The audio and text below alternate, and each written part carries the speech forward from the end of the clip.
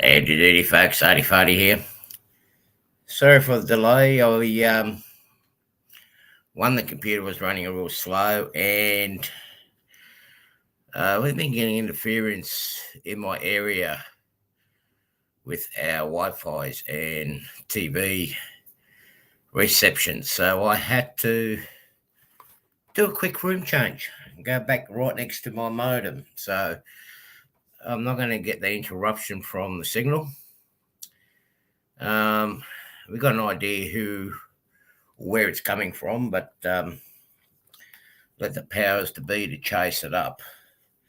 Anyway, I'd like to welcome everybody here to another Sunday morning, Saturday night moderator gang chat. I'd like to welcome everybody here. My God, who we have here? I'm going to say a quick hello to everybody. Let me get back up to the top of the list. We got Nissy J, she's second. I think it was Newland, he was first, but I don't see him back here again. So Nissy's taking the first spot. Dwight, how you doing? Nice to see you here. Norman Rowe, yeah, I was putting my makeup on. As you can see, no bloody change. G'day, Creepy. How are you up there, Gary? Hope you're staying warm up there. And things are settling down. I know it has been warming up down here a bit. We've had some beautiful days down here, I'll tell you. Steve, 87, peace app. Nice to see you in here again, buddy. Welcome you on board. And who else do I have? Yeah, I did say hello to Norman Rowe. G'day, Randall. How are you? Nice to have you again. Jean Ricard, how are you? Actually, I saw a movie about your people last night. It was called The Vikings.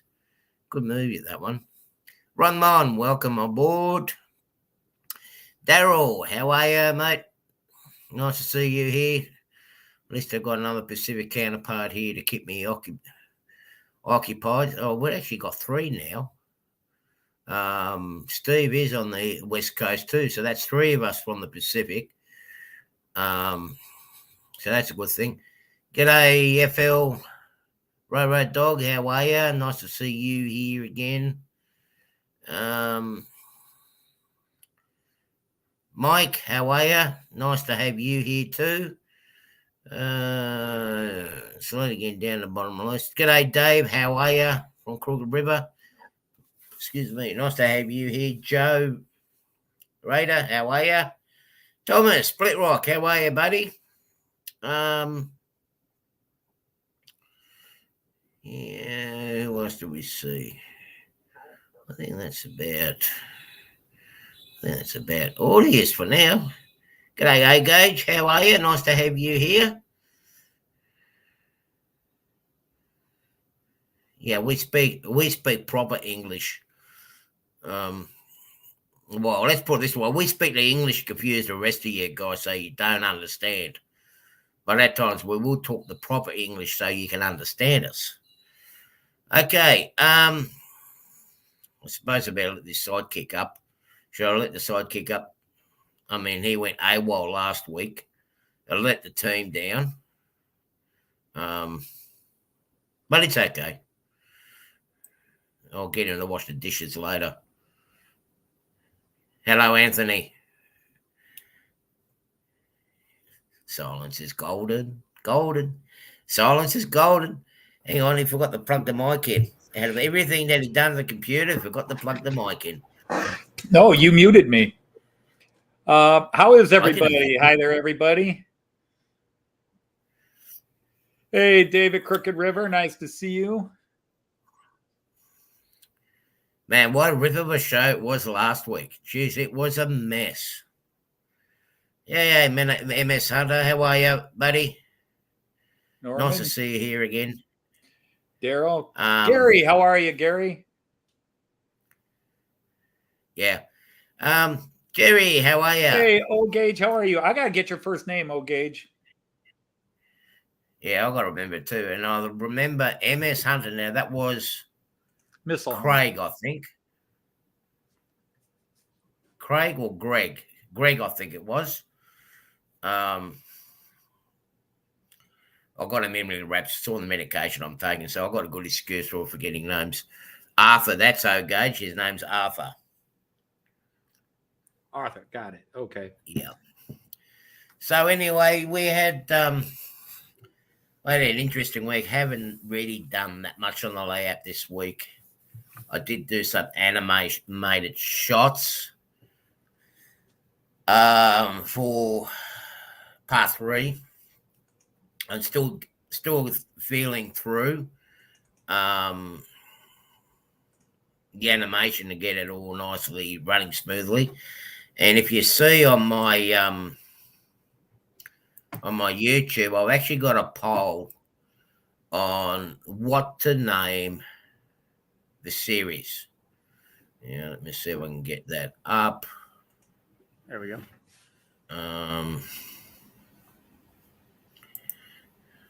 I had everything set up in the other room, but because of internet issues, it was playing up. Okay, here we go. Well, Artie, while you're doing that, let me do something real quick if you don't mind. Yeah, go for it. I just posted a link to a channel. It's called Model Railway Fantasia, and I mentioned this at the end of my live stream yesterday. And I'm going to mention this a couple times. I put up a community post. Model Railway Fantasia is a channel that's been around 3 years. I've been subscribed to him for about 2.5, and he took a lot of time off, and he came back about 3 months ago. And you know me, I don't like to shout out just one channel. I love to shout out all people, but the gentleman's name is Mark, and I want everybody to go to his channel, watch it, and if you like what you see, subscribe, because Mark is a very inspirational person.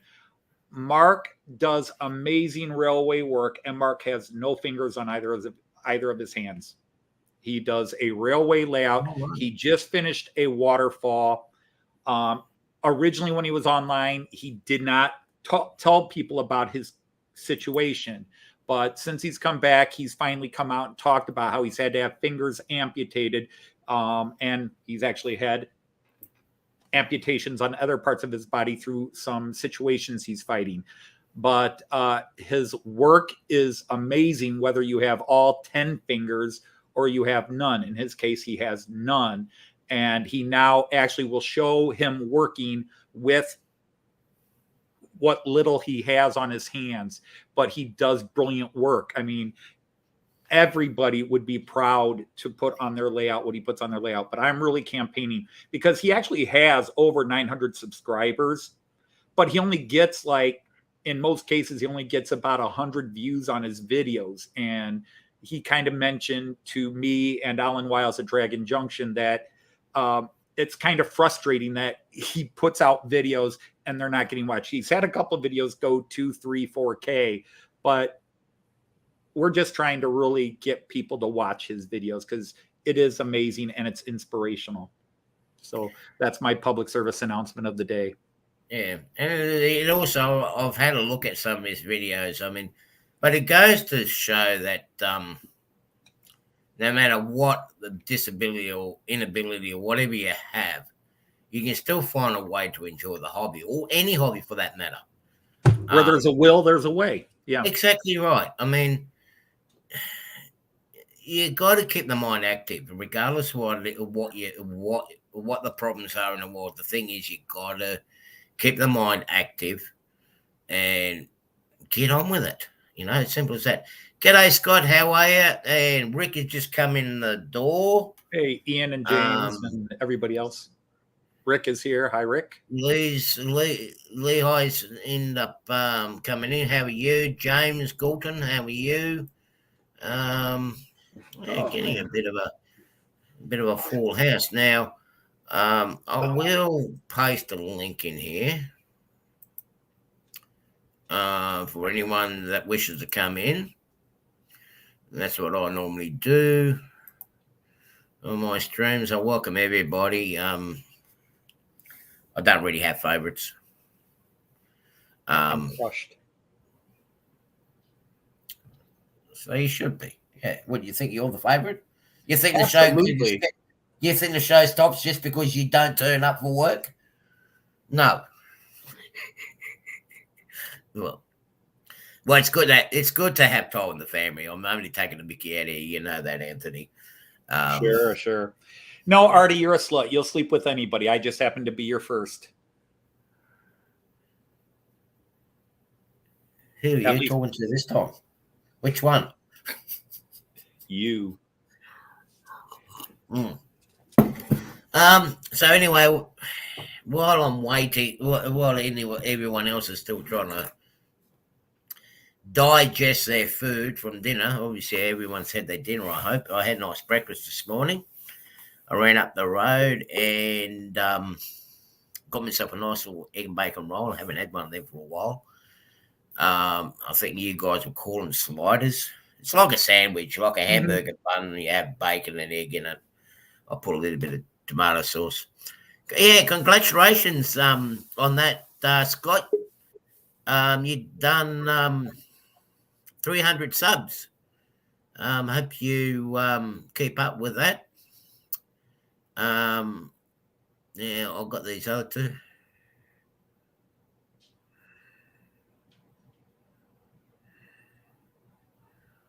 Well, I model. Now we need a German guy modeling Australian trains, and we've got the circle complete. Yeah, well, I do have some of German and French trains too, but they're all packed away, and they won't run on DCC yet. But that's going to be arranged. I'll bring up these other two. The other two up. I'm trying to behave myself. Hey guys. Hey Randall. The other two. Yeah, Randall. I'm trying to behave myself. Daryl's got us on loudspeaker again. Oh, it's got it. It's got it. G'day, Daryl. Oh, he's muted his microphone where he needs to mute the volume on his YouTube. All right. I'll start with the mail call to get that out of the way so then we can joke around and mess about. I mean, we're going to joke around anyway. I was hoping to get another parcel by the end of the week, but Australia Post decided they're going to put the stuff on train from Perth instead of putting it on the plane. So he won't be here till later in the week. I've ordered some more figures or whatnot for the layout, which is eventually going to be in the part of my animation. Now, if you've watched the last one, Tammy, the one in the yellow dress, she broke her legs walking across the street. I mean, her legs got cooked in the one in the yellow dress. She broke her legs across the street.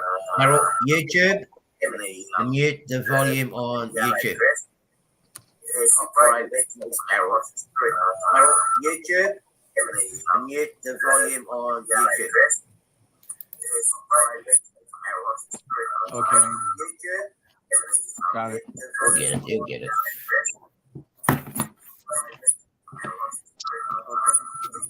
You know he's a truck driver, don't you? Hey, the plumber's here. Hey, plumber, how are you? So what's up, Randall? Hey, the plumber's here. Hey, plumber, how are you? Yeah, trip last night did pretty good, so I guess I'm probably back on the road, at least for the time being. They did tell me if this stone doesn't exit out me, I'll have to go back and they'll have to go up in there and take it out, but, oh well. Well, gotta get rid of it actually, at some point. On my front, all my scans. G'day, Sean Ricard. Hello, and thanks for letting me joining. Yeah, you're welcome. Hi, Sean. How you Appreciate been? all the well wishes, by the way. Yeah. We believe it could have been a small kidney stone that I passed through on the day when I went to do my tests. Because when the test came back, everything came good. So, and I've been good ever since. So lucky for that. But that's a good side of me on that. I don't have to wear the sling as much now, or that's on the recovery. Still very sore though, but the shoulder's on the recovery. Still having problems with my hand. Waiting for an appointment and going back to see the hand surgeon on that and see what we're going to do. But we're on a winning roll. So what do I have in here with Wade, with that guide that I buy my do the Friday night auctions in Australia? The other week I end up buying, won't take them at the bag, but a whole heap of cattle, livestock. So I've got a lot of them, and with it, a lot of barrels, which will go good with my pub scenes and that. I mean, they'll make a nice little load for, whiskey barrels, wine barrels, and whatnot. And I managed to score this on eBay on the auction. I think it was $15. Wow, that's not for bad that at bag all. of goodies. Yeah. And I mean, I'm one of those that I like to do the little fine detail parts too. But I mean, for the pub, you can always have whiskey barrels and wine barrels and that. I've got some bigger ones at the moment on my train. They make perfect looking loads. So yeah, that's that one. And I've got another parcel here. This will make this parcel here is going to make, who did we just lose? We lost Daryl. Oh, okay. This parcel here will make a lot of American cry when you find out how much I paid for this.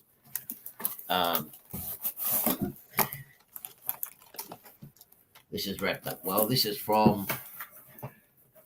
actually from a store up in Sydney. I believe he's a pawnbroker. When people don't come and collect their money, he puts his stuff on eBay to sell.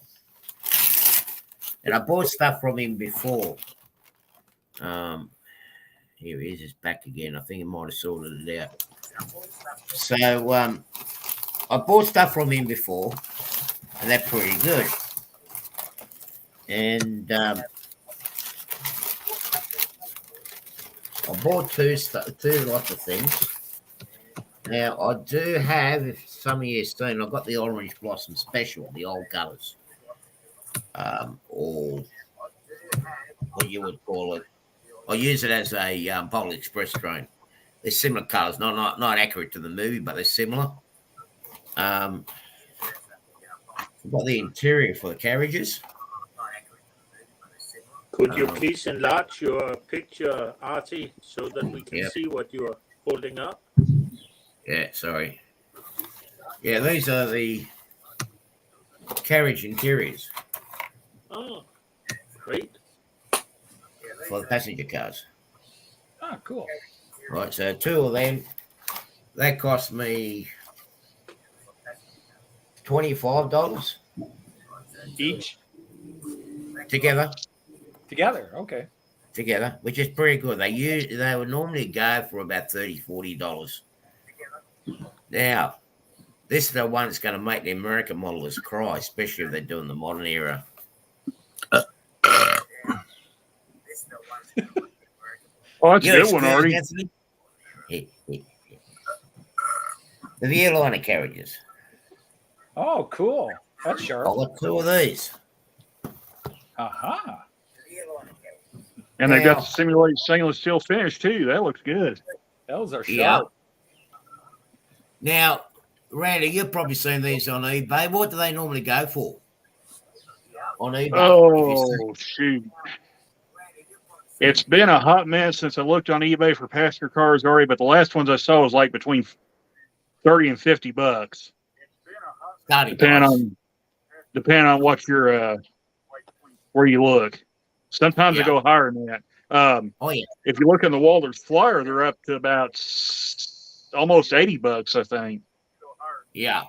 On average, when they didn't have these around, you were paying, 80 plus. each for these. In fact, I got a welder's flyer in there. I'll look it up right quick. Yeah. So Now- don't keep us in suspense, Artie. What'd you pay? This isn't the Heath show. Don't drag it out. Just spit it out. $30 for the pair. Wow, that is nice. $30 for these two. 15 each. That's nice. Those are nice cars for 15 bucks each. Those are nice cars for 40 bucks each. Yeah. And now I've got extras. I can now do another passenger train to go down south, or another train I was actually looking in doing up was the what's that one that goes up north? The shoreline that meets up at Albany, from New York to Chicago, meets up the one from Boston.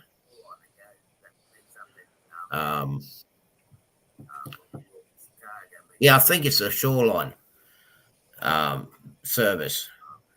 There's two of them. One comes out of New York, and the other one comes out of Boston, and they meet up in Albany and they make up one set. They continue on to Chicago. And on the way back, they split up. One goes to Boston, one part goes Lakeshore. That's it. Yeah, it comes through Toledo. Service. Yeah. Yeah. My son wrote it. I've got ghosts here. Yeah. And look, I bought some of the other ones. I've got other ones in my storage cabinet, and I paid about $90 for it each. But when I saw this, I thought I'll just put a bid in. I waited till the last day, and I put a bid of $30, and no one else bid for it. Obviously, no one's seen it, and it's like bang, boom. So, yep, I was happy with that one. Yeah, really, Chris. Oh, You're okay. Go to bed. Good night, Chris. Nice having you. I missed you here, buddy. I didn't see you come up. Sorry, my bad. No, he just did. So Yeah. All right. You can watch the repeat. We'll try to make a mess of the show like we normally do. we don't have to try. No, we don't have to try very hard. I mean, It's look what we do best. Well, of course, we're all a bunch of nutters here. Now, Yeah, already those cars. I can't find the exact ones that you got, but most of the passenger cars are in between 78 and 90 bucks is what you're looking at. So the US dollars, so that's correct, US dollars. Well, let's say $90. That's close to $100 Australian, $105 Australian. Yeah, and the reason I get such a wide range, it depends on what kind of passenger cars you're looking at. So, well, these ones are sleepers. the reason I get such a wide range, it depends on what kind of passenger cars. And Daryl still got us on YouTube, but these are commonly ran out of New York and going down south.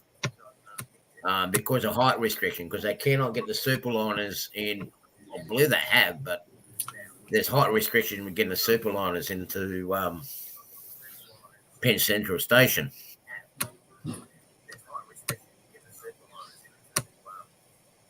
Now, do those Artie? Do those have any thing unique? Like, do they already have lights built into them or anything like that? No, they don't. You need to put a lighting kit in it, which can be bought. There's no interior in them. I think you can get those cars lighted already, but yeah, they're like 10 or 15 bucks higher to do it that way. Yeah, there is lighting kits for it. I will do that way down the track because I was just searching for some figures and some few items for the layout.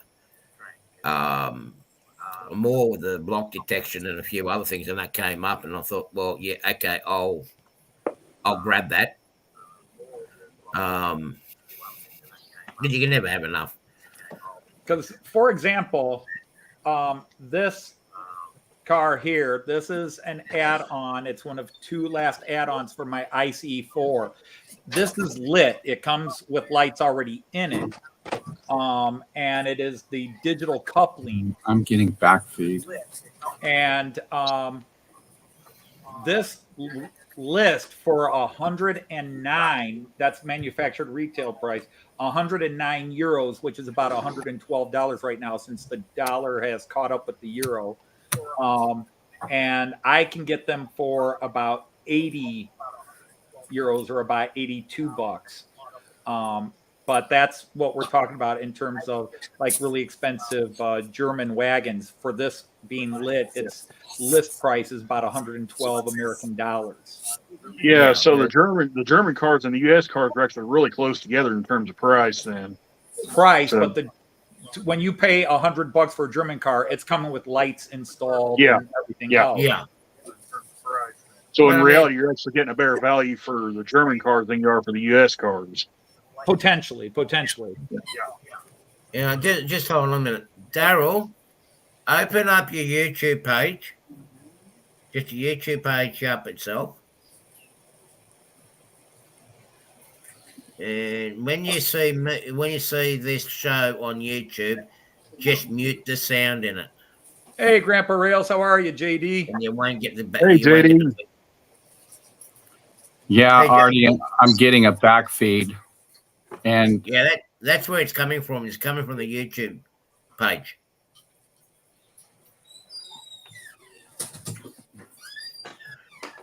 That's where you're getting the feedback from. Yeah, I do that mistake at times too. it seems to be for me all the time. And I try to get it corrected, but for some unknown reason, it's different this time. I'm getting way too much back feed. Oh, you got it now. We don't hear it. Oh, you don't hear it? Back feed, if you're getting back feed, we're getting back feed. Oh, okay. Which both ways. So if you're getting the back feed, it's going to be back feed. Okay. Well, the problem is now I'm lagging. Well, if you're looking on YouTube, you will be lagging versus StreamYard. Yeah. Just get rid of it. If you're on here, just shut down YouTube, and you won't get so much lag then. Saves up the memory, especially if you're using the phone or tablet. So yeah, they were a good bargain that I have. Yes, that I found. A really good bargain. Yeah. I would have bought a bunch of them at that price just to have a. I really do want to try to find the Märklin ICE Amtrak, the one they built for the U.S. Amtrak system. I've been looking for that one. Just to have an American train that still fits with my German theme. I know. Bachmann does it, but it's only 2-rail. Well, that would be tricks then. No, Märklin made a 3-rail version, but it was a while back. They did. But money now. Well, I just couldn't resist it. But I mean, for the prices on them, I mean, it's a marketing thing. You buy the carriage, and if you want it lit up, you got to buy the light up kit for it. I'm just disappointed there's no interior for it, but I'll do the interior later on down the track after my layout's done. Back several years ago, MTH, when they were doing back before they sold out scale trains, their HO and S scale stuff, they had a cars. Now you get like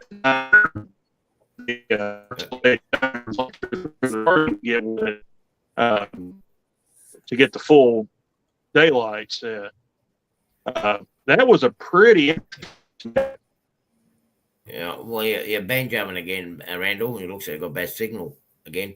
Yeah, well, they were nice cars. I did see one of the guys at the club had the Southern Pacific cars, and it was very, very nicely done. But I bought the Indian Pacific set. Was it last year or year before? Last year, I think it was. I bought the Indian Pacific car set. And the outside is nicely detailed, but when I look at the price of them for the 10 cars, they're almost at the European level for Mm-hmm. pricing for the European stuff. I thought at least they would have done interior inside the carriages and have them lit up. No, they didn't do that. So I'm a little bit disappointed that the outside detail is beautiful, but they missed the inside detail in it. And like with the passenger train, especially with an open window, you get to see inside, but you got no seats, you got no beds, you got no nothing in there. So I'm a bit disappointed. European, I've got to say, with the European stuff, okay, they're a little bit pricey for us over here, but at least they got detail in it. Even with American stuff, a lot of the new American stuff, they put it, at least they're putting seats and some sort of detail inside, so it's not just bland look inside a carriage. And now with Athearn coming out with their Genesis, I believe it's their Surfliner cars, if I remember correctly. That's going to be real interesting to see what those are going to look like when they're out, because I'm hearing a lot of rumblings that they're going to be very highly detailed.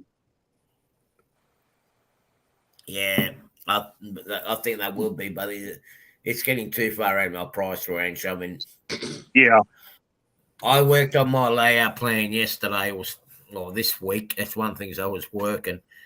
Let's see if I can bring it up. It's rough. Let's put it this way. It's rough. Rough sketch. So don't, no nitpicking with this. This is just the bottom layer. Let me get it up. I'm still a bit slow with this, guys, so just bear with me. That's the bottom layer, basically at the layer that I'm at now. I know it looks like a mess of lines, but it climbs up. Where the mouse is here, that goes down under the board where I have a reversing loop and 3-track staging. Comes up in this section here. This outside line goes into Bungeon Creek. Now where the red line is, it goes under, climbs up, goes into a single line, loops around, goes up over the top of the first section, and follow the yellow line around. And then it basically crosses over itself again. And I have a little station scene up the top, so there's going to be a mountain scene up in here.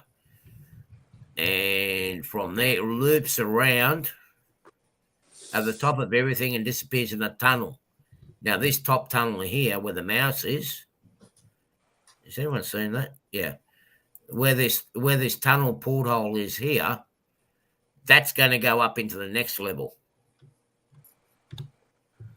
So from the bottom, where the crossover is here, from this level here to the top tunnel, is going to be roughly about 16 inches for the road bed. So it's going to be an interesting. I will end up putting probably some more sidings and that in it, but that's just a rough diagram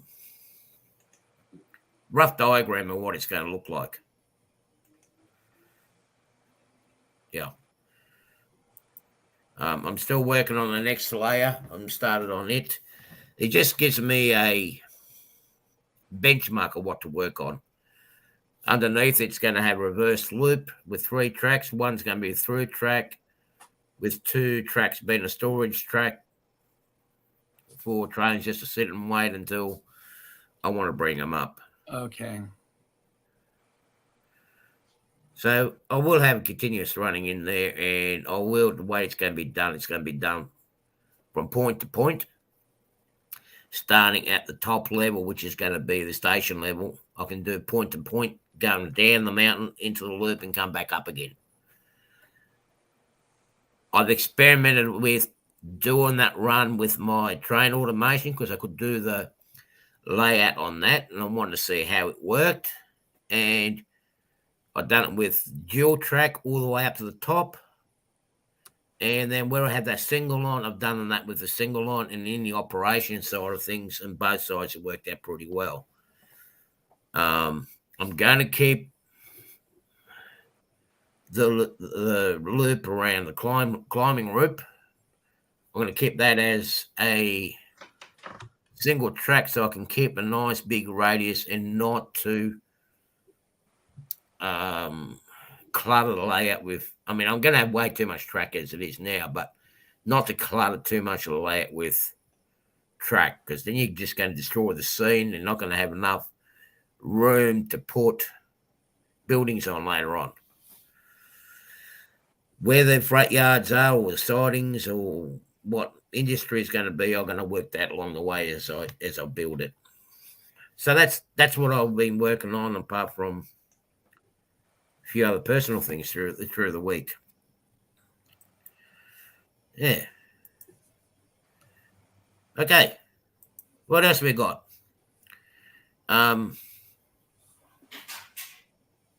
Daryl and Anthony. I haven't got Dave here. Remember, Jean Ricard was talking about doing that. What was it? A Hypic Lloyd container. Yep, that's the one. I'm waiting on this pass. Yep, that's the one. Yep. Oh.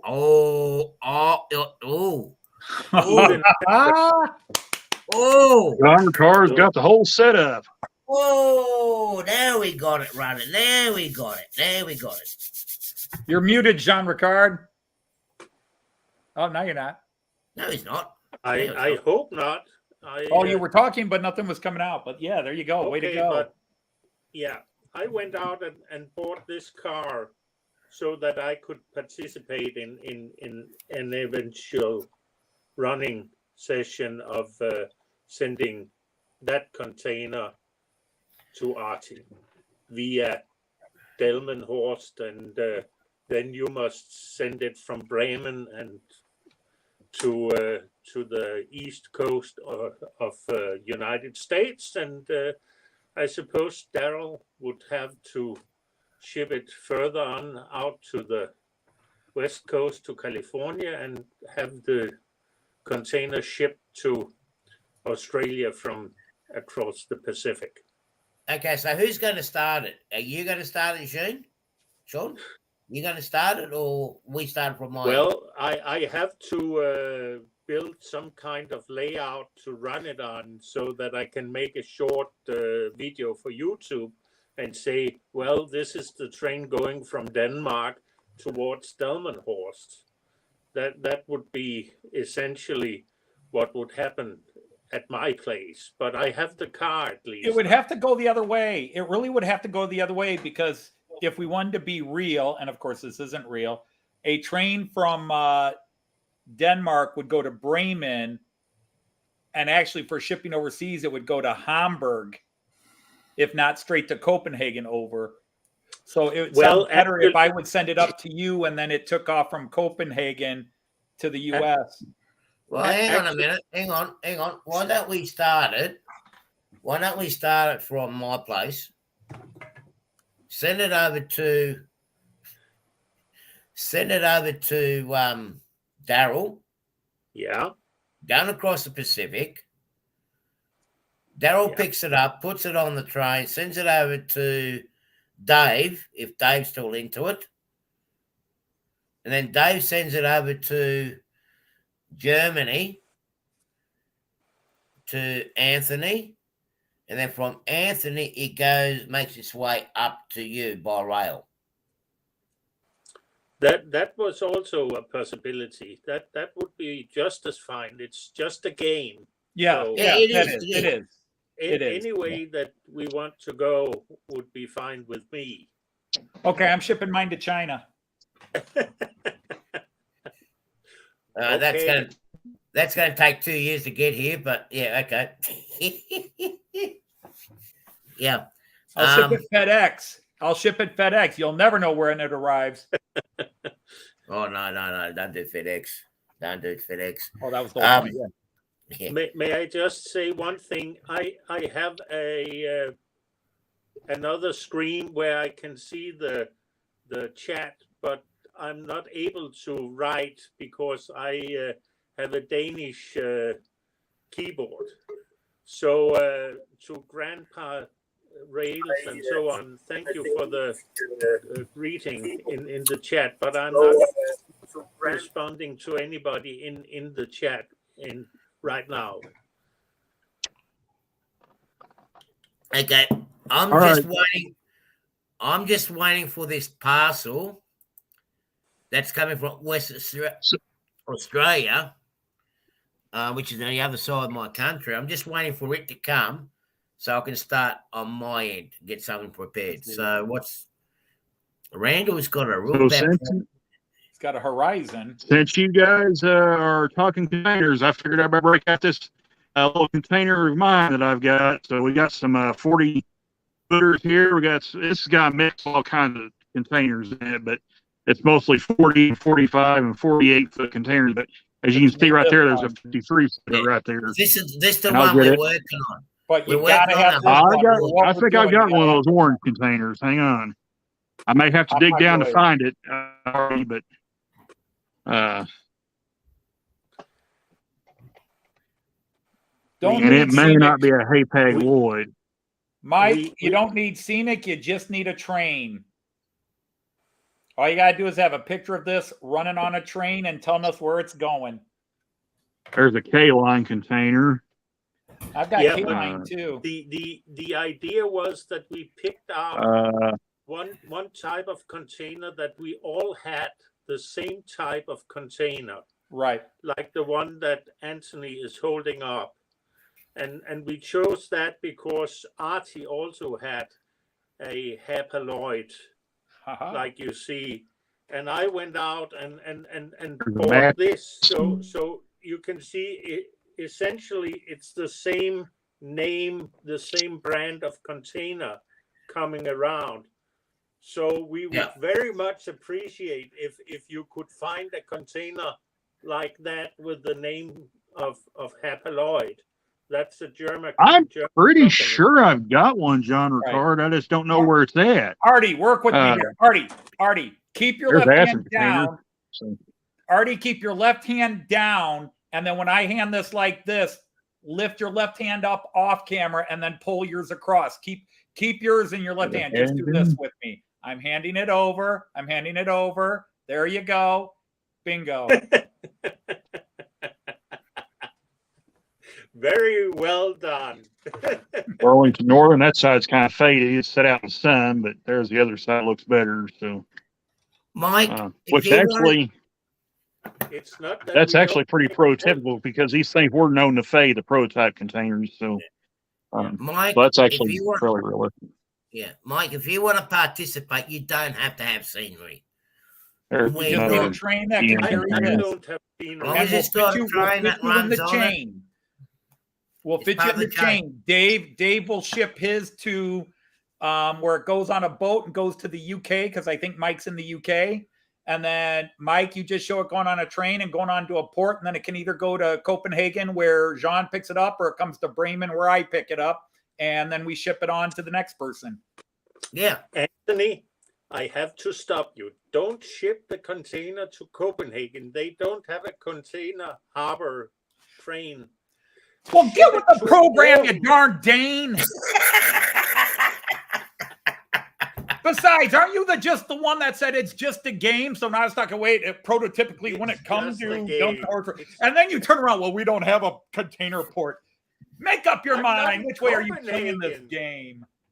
Shame you guys ain't got a Dole trailer. I'm not in Copenhagen. Well, I'm in Jutland.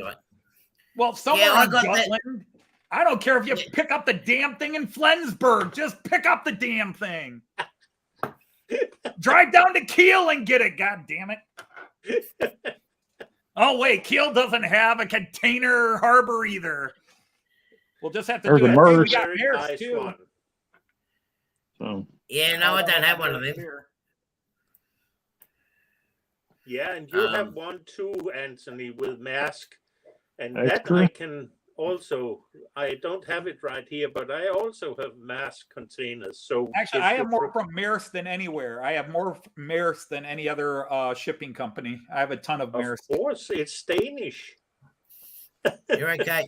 You're okay, Daryl. We'll forgive you. I mean, I got Yeah, many the more. rest of these are going to be 45s. Well, there you go. There. Oh well, that looked like N.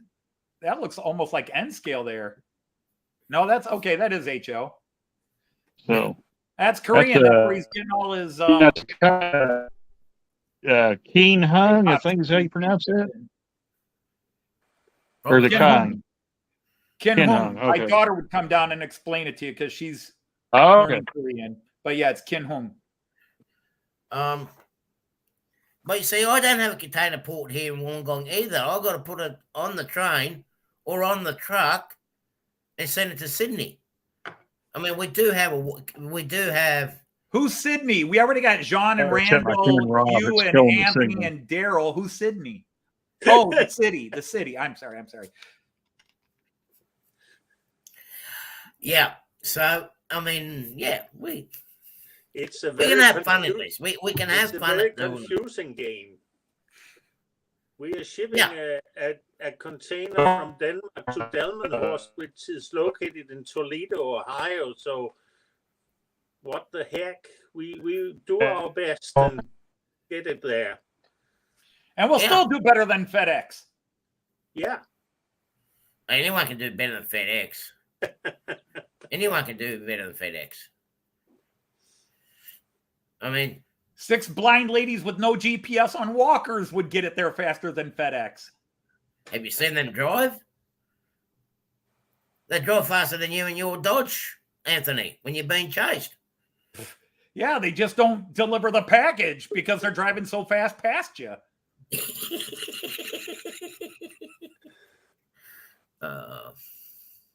I think the worst shipping company that we could, I cannot remember what company it was, but we shouldn't send it through the Suez Canal. They used to park the ships across the canal. Yeah. If nobody, I'm sorry, I hate to sound bigoted, but nobody in this chain from Egypt who's going to ship it down the Suez Canal, okay? We've got to draw the line somewhere. Yeah. I mean, you can always go across the Panama Canal too. Well, we could do that. I mean, it's the Suez Canal that has the problems. Hey, boss, did I do okay? But done all right. If we ship it through the Panama Canal, we don't get all the rail features from the United States. You wouldn't ship a container from Europe to the east coast of the United States and then ship it around in the Suez Canal and to the west coast. Unless you're FedEx. Now, see, everybody's picking on the company they hate, like UPS is bad too, DHL is bad too. No, they may be bad, but FedEx is in a stratosphere by itself in terms of horrible. Okay. There's everybody else, and then there's, FedEx. Everybody can have their problems, but FedEx specializes in being awful. Oh, they are. They're excellent at being terrible. I've had, like, we talk about UPS and FedEx for international freight now. When I was dealing with bulk freight, that express freight that had to get there, real critical, it was all done by air. And I'll tell you what, that was a big headache just to organise it. And I use a conjunction of both UPS and FedEx. FedEx charges like a wounded bull. But when you have the planes, they only depart probably about 15, 20 minutes apart, but the FedEx one gets lost on the way between here and LA. It's like, well, hang on, how can a plane get lost on the Pacific Ocean?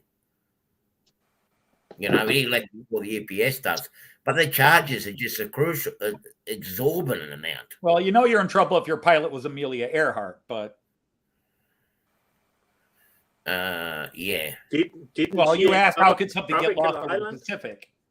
But the hurdles, the loops and the hurdles that I had to jump up and down. I mean, I had the money in my hand to pay for it. My customer always pretty much put a large chunk of money in front to. Yeah, I've get had the dealings ball with rolling. DHL for years with international shipping and never had a problem. Even UPS wasn't bad, but I have never had a good experience with FedEx. And I don't know anybody that I talk to that does international shipping that's had a good experience with FedEx. FedEx was all right where they had the 747s, but once they got rid of the 747, they went down the gurgler. UPS, I've got to say, with UPS, okay, even though they charge us, I've got to say, for what they did, for what they charged us, charged me and the customer, and the service they provided, it was money well spent. You ring them up and tell them, look, I need 4 jumbo jets to be loaded at such and such time. A lot of stuff that we did was livestock. And we say, look, we need 4 jumbo jets to come at Sydney Airport to be loaded such and such, so they leave straight away. And they were there, bang, right on time. Never missed a beat. And I ring them up and they organise, look, a month from today, I need 4 planes. Yep. Now, I just totally off random thought, what we need to decide is what are we shipping? Whatever we want. I know that. I have actually given that a thought, and that was why it was starting in Denmark. And that would be, I saw an artist show where they ran out of beer at the local bar in his town. So I think Carlsberg is loading a heck of a lot of beer into the container, export beer, and shipping it to help the poor, thirsty Australians sitting in. Yeah. John Ricard, hang on a minute.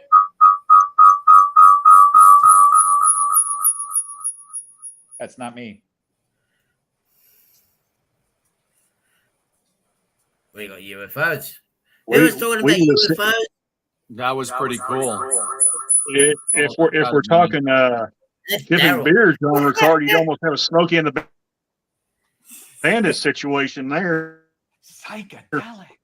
Oh, man. Jeez, I'm trying. I don't know. Wow. Cool. Space Invaders. Wow. Jean Ricard. I need everybody to hold up a minute. Joyce on camera. Jean Ricard. And hi, Joyce. I'm going to zoom in on Joyce here for a second. Jean Ricard, I need this up. Jean Ricard, please name that amazing Danish beer that you want to ship. Carlsberg.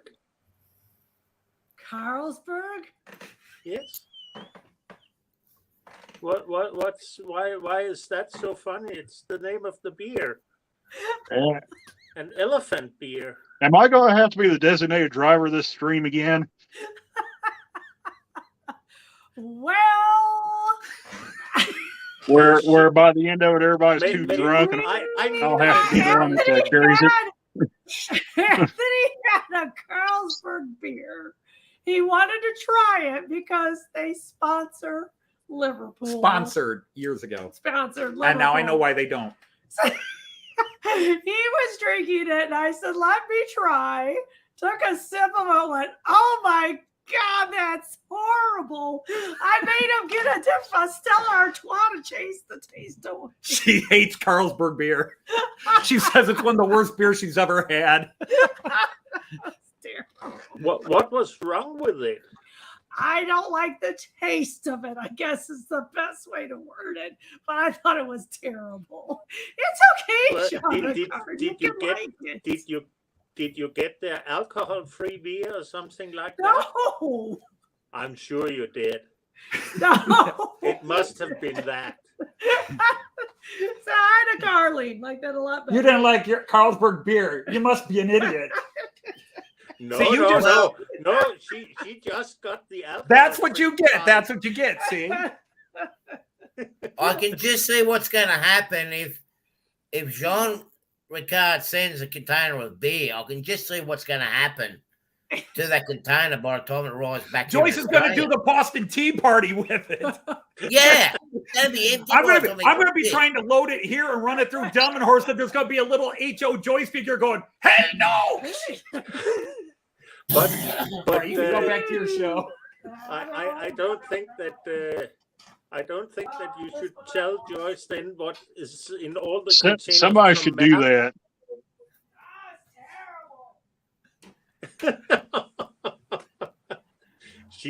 God, as soon as you said Carlsberg, I had to call her down.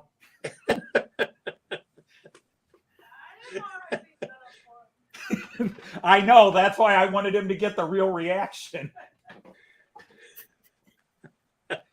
She's watching a Korean soap opera with my daughter. Steve 87 PSAP says the aliens are taking over again. What do you mean again? Still. Yeah, We've that's got me. aliens here in Australia, I'm telling you. And it's no joke. I mean, Randall Ellison is apparently half cyborg.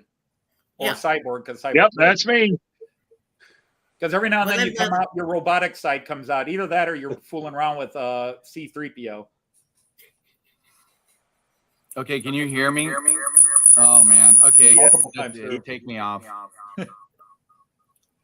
We'll just pretend you're broadcasting at a stadium.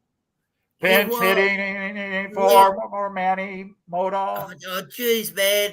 You're part of the fun. It's all part of fun. We know that you're stuck in a... I consider myself to be... We know you're flying around in space. On the lid of the earth. It's third down. What? Nothing. I was just saying broadcasting in a stadium. That's what I was referring to. Well... All right, Randall is speaking in tongues, so we've really gone off the deep end now. I think there have been too many mice in the container with the and and by the way, you're in and out, Randall. Yeah, the aliens got to him now. The aliens got to Randall again.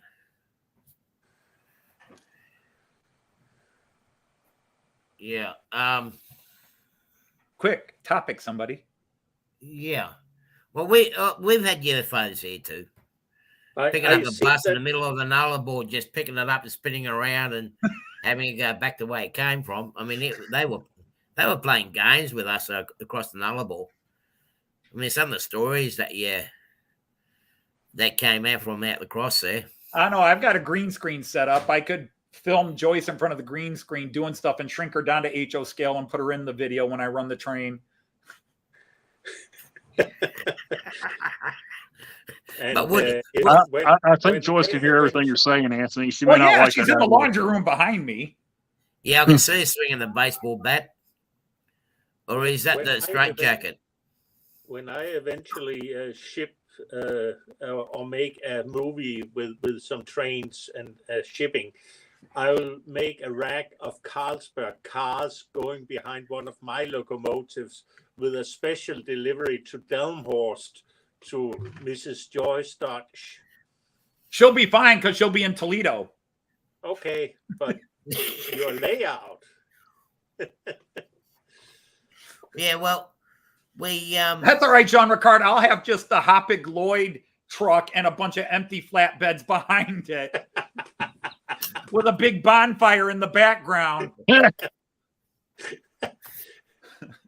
that I would like to see. With my reindeer, my reindeer that are throwing up on the Delmenhorst platform, I could have little signs saying they were drinking Carlsberg.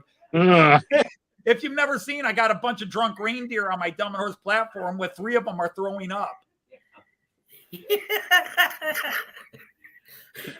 They had the Carlsberg. They stopped in Denmark. No, they picked up the Carlsberg. Well, they were having a party and they were being cheap. They weren't going to buy the good beer, so they bought some Carlsberg. I need some of those put on the club layout. They would get a kick out of that.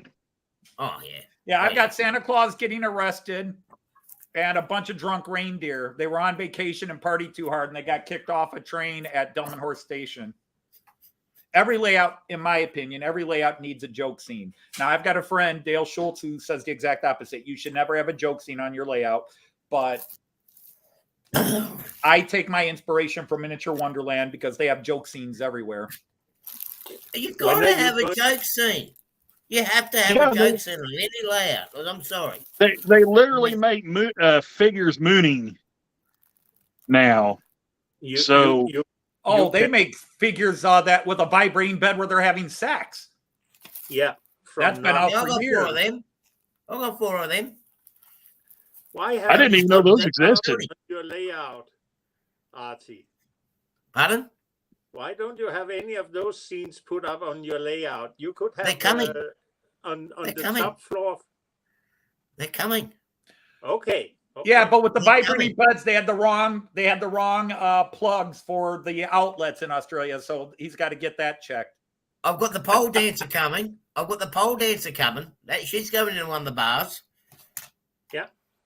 The animated pole dance, I've got that coming. Yeah, Fowler Models makes a brothel. Yeah.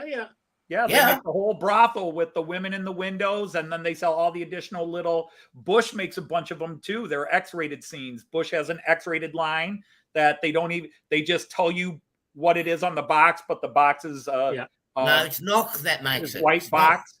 And then Prizer and Fowler have their adult lines. Yeah. And they've had them for years. Anthony, you could just make it with a auto camper. Yeah. And then make it like vibrate, and then it should have a sign on the back saying, "If the van is rocking, don't come knocking."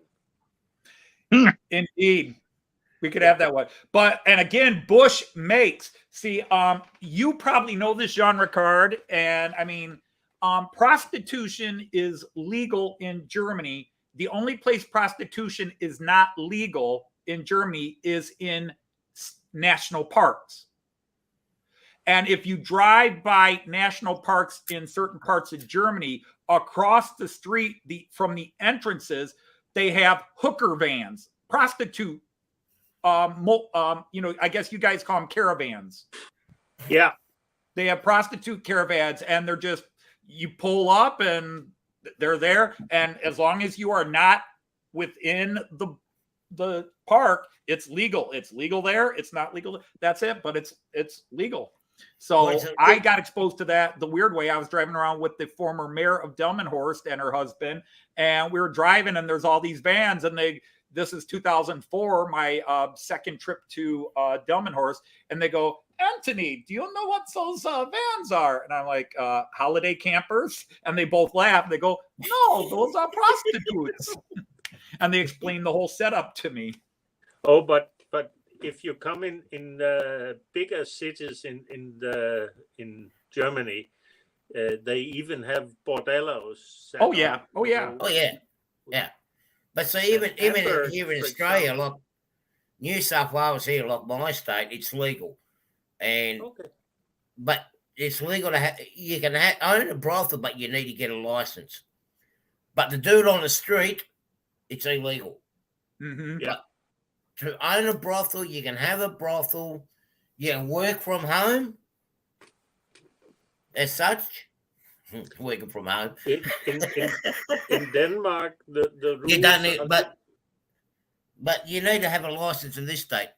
Canberra is a little bit more open. They're a bit less unrestrictive. I think the most restricted state in regards to prostitution is or was West Australia. But everybody else is pretty much the same now. Speaking of which, Artie, you still need to pay your tab. You still need to get your shorts. Who is the one having the hand up the ass of the animal? Not us. I don't know. It just floats. Not me. But I mean, every layout's got to have a funny scene. But I mean, when you go go for a train ride, you will find some sort of funny scene along the way. I mean, the pub with no beer. I mean, I came up with that idea from an actual event that actually did happen here in Australia, up the top end. and a country singer by the name of Slim Dusty wrote a song about it, a pub with no beer. And because they had big floods and whatnot at the time, they couldn't get the supply of beer into that township and into that pub. And they ran out of beer. They had everything else, Whoops, we lost stuff. but they didn't have any beer. I'll just put a funny twist to it. That's all. Indeed. Yeah, he's got the good beer. Yeah. So anyway, with me, I prefer my spirits anyway. So See, and I'm the flip. I don't like liquor. The hardest alcohol I drink is brandy. Okay. I'm not a whiskey and gin drinker. I'm more of a bourbon and whiskey. I'm more Scotch, of a bourbon whiskey, and bourbon, It's a not different into flavour. those. I purely drink alcohol for medicine purpose, you know. Same. So a nice glass of rum, that helps the throat. Oh yeah. Clean the sinuses. So There's a nice drop that actually comes, and now that we're talking about alcohol, Snorting there is a tequila nice. will clear your sinuses too. Oh yeah, it What? would, and it disinfect wounds as Snorting well. tequila will clear your sinuses too. oh yeah. Just sniffing tequila will clear your sinuses. Oh, Or Uzo. There's a nice one come out of that. I think it's a rum, and it's a honey rum, made out of honey. I'll tell you what, that is. That sounds like meat. Mjød. Mead. Yeah. Yeah, mead. Yeah, mead. Yeah. Honey mead. Yeah, but I tell you what, that was good. It's a good way of clearing up a cold and whatever else is going on. It's good to clear up the airways. I need to get some. And then, of course, a nice glass of port wine is also nice. Oh, shut up. I can't have any. Is it because you're short on port wine, or is it because there's some other reason you cannot have it? It doesn't mix good with the medication I'm on at the moment. Okay. Then drop the medication and drink the port wine. I have. Oh yeah, you can't. Yeah, with the pain pills Artie's taking, yeah, you don't do alcohol with that. No. I mean, I'm already loopy without it. I don't need to be completely over loop. Yeah, I'm already having dramas with that too. They want me to get a assessment done, a psychiatrist assessment done for my driver's license now. So yeah, we can turn around and tell them that I'm mad, but there are worse drivers out there than me. That's not exactly a ringing endorsement. I think it is. There's worse drivers than me. There is. Well, okay, I would hope so. You can just look upon the road and see that everybody else is an idiot driver. The only one driving perfect is you. Indeed. Well, of course, that was just one of many times I earned the wrath of my father, because my dad was a very angry driver. You know, he could get road rage very easily, but my dad would be driving in a car going somewhere and I was going with him or whatever, and he's in a hurry or whatever, and he'd be, "Every goddamn idiot is out on the road today." And I said, "You are too, Dad." Bam!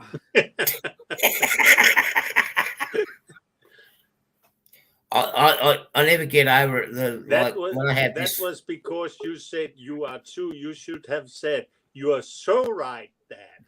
You are so right." Then he couldn't have smacked you. Oh, he probably would have anyhow. I would have made you go on it. Because I still would have said it in a way like my dad would be, "Every goddamn idiot's on the road today." I said, "You're absolutely right, Dad. Every single one of them." My dad didn't need much provocation. Yeah, right. Yeah. Steve is dead right. Don't drive in Russia. Yeah, indeed. See, this was my father. Maybe you guys had a father like this too, but this is my dad, who actually looked like me, except he was bigger. Where the hell are my glasses? Anybody seen my goddamn glasses? I had them here on my end table. They're not here now. Where are my glasses? And you had two choices. I don't know. Dad, I don't know where your glasses are. I just had them here. Where are my damn glasses? I don't know, Dad. And then he would do my glass. God, why did you say that? Or choice number 2 with my dad. Where are my damn glasses? Where are my damn? Dad, they're on your head. Shut up. Yeah, that was my dad. There was no winning. There was ducking. Yeah. But I remember when I had my after I had my, when I had my accident in the truck, I wasn't allowed to drive for nearly 2 months, 2.5 months. Only because one of the injuries that I had, it had to heal up and not put myself in risk. So, and well, it was my fingers. I couldn't drive because if I end up damaging my fingers, they would have been operated on because of the brakes that were in the fingers was in a real bad spot. But here I am, beauty, first day back out of driving, and went over to Untitled, where Kurt lives, up to the shopping centre, come out, waiting for this lady crossing the road on the green walk sign. I had the right of way to go through, and here's this guy going straight through the red light, and he's collecting me. It's my first day back on the road after 9 weeks. I did everything right, but this guy is just oblivious to what he was doing. Bang, straight through. Oh, but yeah, no. I've had that happen where I'd sit there at red light, and that's happened to me. I was sitting there at red light, was assisting a crew with a train down in Memphis, Tennessee, and you had to go through to get to the tracks. And I was sitting there at the stoplight, waiting to make a left-hand turn, and all of a sudden I heard this car, whoa, right through the red light. I mean, it was just bright red. And I mean, he had her matted. One thing, the thing that annoys me the most, and it happens both in car and when I'm driving the big trucks, is when you leave yourself that space in front of you. In case something goes wrong, you got yourself a braking distance. And people think because you got that gap there, it's an invitation for them to pull out in front of you. And then put the brakes. Thankfully, I don't know if they have done it in the US or any other parts of the world, but here now in Australia, they've actually changed the ruling in regards to that. But you really still need a dash cam. The insurance companies haven't caught up to the new ruling. Yeah. We call what do we call it here in the US, guys? The swoop and stop, something like that. Yeah, they pull in front of you, slam on the brakes, hoping you'll re-end them so they can get a quick lawsuit on you. Yeah. Now what they've actually put that classification in as is cutting in. And it's 4 points off your license if you get caught. If you have an accident, it's 6 points. But the insurance companies haven't caught up with it. When you're doing the brake check, that is actually classed as reckless braking here. That's 8 points off your license. And technically, that's one reason to take the train. Our vans have cameras inside. Yeah, that's one reason our Railcar Express vans have cameras in them. They actually look in both directions. They can see the driver and they can see what's in front of the van. So, so if a guy like hauls off, you run back and they have proof that the guy slammed on his brakes. They have video proof of it. Mm-hmm. So, well, see, I had a guy that was done that to me just before I had my accident, and I ended up hitting him in the back because he was doing a brake check. He was doing reckless braking and everything else, and it was that severe. I ended up calling the police to come out, and the bad part of that was the police didn't come. The police officer didn't investigate what happened. You can see the skin marks back up along the freeway where the guy cut out in front of me.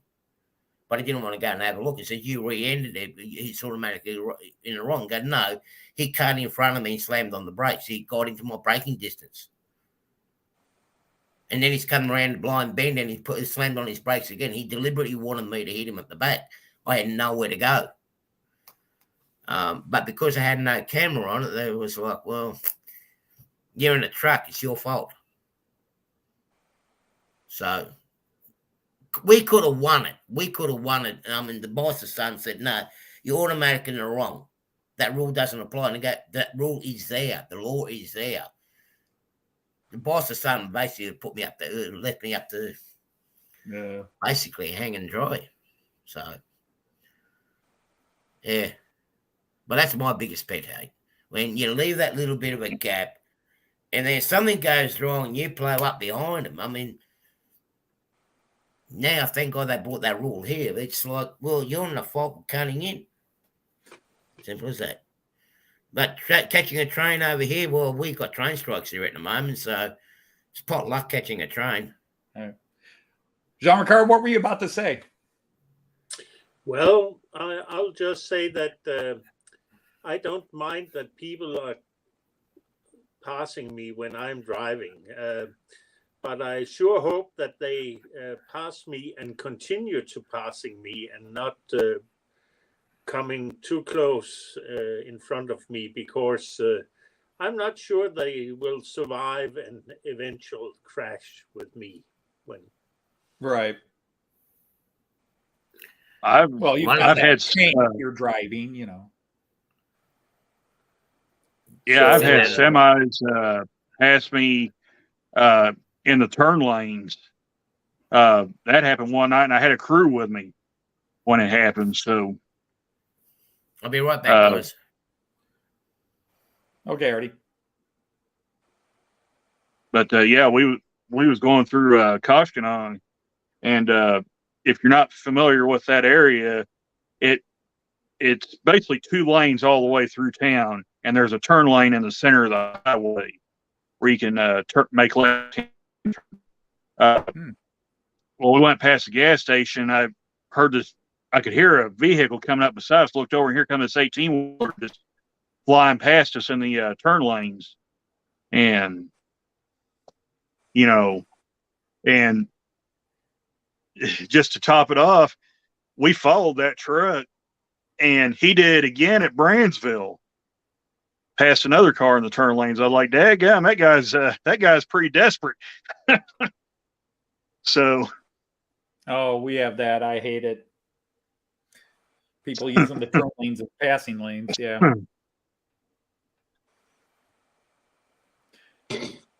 No, I mean, my thing is like I had uncles that were cross-country truck drivers here in the United States, semi-tractor trailer drivers. And they would talk about all the idiocy they saw on the highway, but also towards the end, when they got old and were getting ready to retire from trucking, they would talk about how even the truckers had changed, that the new younger truckers coming in were like, there were rules of the highway between truckers and cars. Cars were ignoring the rules, and the new truckers were just as bad as the cars. They always considered truckers better drivers than the people in the cars. But they felt like the young truckers coming in were idiots, and that the average person on the highway were idiots. But I learned, if the simple thing, if you can't see the side view mirror of the semi, he can't see you. When you're driving behind a semi, if you can't see their side view mirror, he can't see you. And people will ride up on the butts of the, right on the rear end. And I always leave a distance if I'm behind a truck. I usually try to get around the trucks, because in the United States, trucks are supposed to stay to the right. And you even have different speed limits in many areas where trucks have to maintain this speed, cars can go faster. But if you maintain that distance, 2 or 3 cars will fly in and swoop in front of you, like, there's a space and I can get 20 feet further ahead of on my destination, and they'll cut you off and cut that distance on the truck down anyhow. And it's just, there are people out there that if you give them a car length, they're in it. It's like, no, I'm keeping a car length for protection. Anthony, you don't even have to give them a car length anymore. I mean, the entitled. I turned my signal on. You have to let me over. there's cats that'll pat you on the shoulder and everywhere. There's two types of people. I am a nonviolent person by trade. Not that I haven't experienced a lot of violence in my life, but there's two type of people. I'm all in favor that you could pull the car over, pull them out of the front seat, and beat the crap out of them right there. It's the people that turn their turn signal on when the lane is crowded and just shoot in. Like, I had my signal on, you have to let me in. And then the other people that when you have signs for 5 miles that 2 lanes is going to go down to 1 lane, and they will fly in front where everybody's bottlenecking and then just start to edge until somebody stops and lets them in. I hate that crap. You knew it was narrowing. Get over like everybody else did. Everybody else gets over and they have that, suckers, I'm going to go in front of everybody here and I'll get to where the bottleneck is and I'll turn my signal on and start to edge in and somebody will eventually let me in. Those are the people that should be pulled out and just pummeled. I don't quite agree with you there, Anthony, especially when you have like a road construction or road work where you have 2 lanes and it's signaled that in 1.5 kilometers you are merging into 1 lane. Then we learned in Denmark that you should go all the way in your lane where you are until you get to the point where you are merging. And then you should merge like a zipper, you know, going one from one lane and one from another lane. Because if you do that, you have the best use of the entire road instead of 1.5 kilometers leaving the right lane empty because everybody is going out in the left lane because they have seen a sign. Well, that's you Danes again, you know. Yeah, we are very sensible in that way. You know, we are, in fact, perhaps the best drivers in the world. Yeah, we all see the laugh there. Even you don't believe your own horse poop there. Well, I know I'm not the best driver in the world. I'm probably one of the worst, but I try to deliberately not put myself in a bad situation if I can help it. So, well, that's the thing. Yeah. I mean, you see a lot of the accidents. Like I've seen a lot of the drivers, the way they drive in the US, and it's like one of my friends, his drives like them here too. They're too reliant on the car's automation. They don't worry about the driving the car. They try to get the car to drive, and that's a mistake. I mean, you're trying to pass the responsibility onto electronics. I mean, you going down on the freeway or going down on the road on cruise control, you haven't got your foot on the accelerator. If something goes, you're still doing 100 kilometers an hour or 50 mile an hour, 40 mile an hour. Sorry, Don't you have a tech has caught up with that because device in trucks in Australia, Artie? What's that? Don't you have like a limitation device on trucks Yes. in Australia? We so do. That you cannot go past a certain yes. level. Right. We cannot go. The trucks are speed limit at 100 kilometers, but there is an unwritten rule where they're giving us an extra 5 kilometers. Okay. Just to allow us to try to pass a car or whatever to do that 105. Yeah. Now, but we're limited 100 kilometers an hour, and that's it. If you go over that 100 kilometers an hour, it's a police explain why. But then we've got these point-to-point cameras and average speed cameras, the same as what they got in the UK and a lot of parts of Europe, where they time us between the 2 cameras with our speed and monitor our fatigue. And I reckon it's a good idea. But we still got these big companies like Woolworths, Target, Produce is the worst one, where they're still trying to get us to break the rules, to break the limits. They're not allowing us to stop. But now they changed the ruling where they are trying to force us to sleep when we're normally awake right? And the other way around, like, they're basically forcing us to sleep when we're normally awake. Right. But don't you have a rest time and driving time and a tachograph in the car so that they can? We don't have tachographs anymore. We don't have tachographs in our trucks. Okay. What's happening with a lot of the trucks nowadays, especially trucks after 89, 90, all trucks after 1990, new ones they've built, they've got computers in them. So now what they do is they can plug in the truck's computer and see how long it's driven for. For example, when I had my accident just recently, they were trying to accuse me of speeding. Because with the dash cam, it actually gave me the false impression that I was actually speeding, which I wasn't. So they actually plugged into the truck's computer to see what the truck was doing. It showed that the truck was actually stopped idle before that trip. It actually stopped idle for about 3 hours. But on point and impact, I was doing 68 kilometers an hour in a 70 kilometer zone. Right. So I was underneath the speed limit. So now all they got to do is just plug it in. The other thing they do is they get on the computer and they check through the cameras and see where the truck has been in the last 7 days. Right. Right. If you haven't got a photo in there, you're right. Now, and they clamping down hard on it. They've already shut down a number of trucking companies here in Australia that are going about basically forcing the drivers to do illegal things. So they are cracking down. But we got, like someone was just talking about the young drivers. I think it was Randall, or was it you, Anthony? It's the younger generation that are pushing the envelope. Okay, when I first started driving, we pushed the envelope, but we knew the dangers involved. We didn't go stupid like what these young ones are doing. We were taught at the early age that you driving a heavy vehicle, or even a car for that matter, but you driving a heavy vehicle, it's like driving a bomb.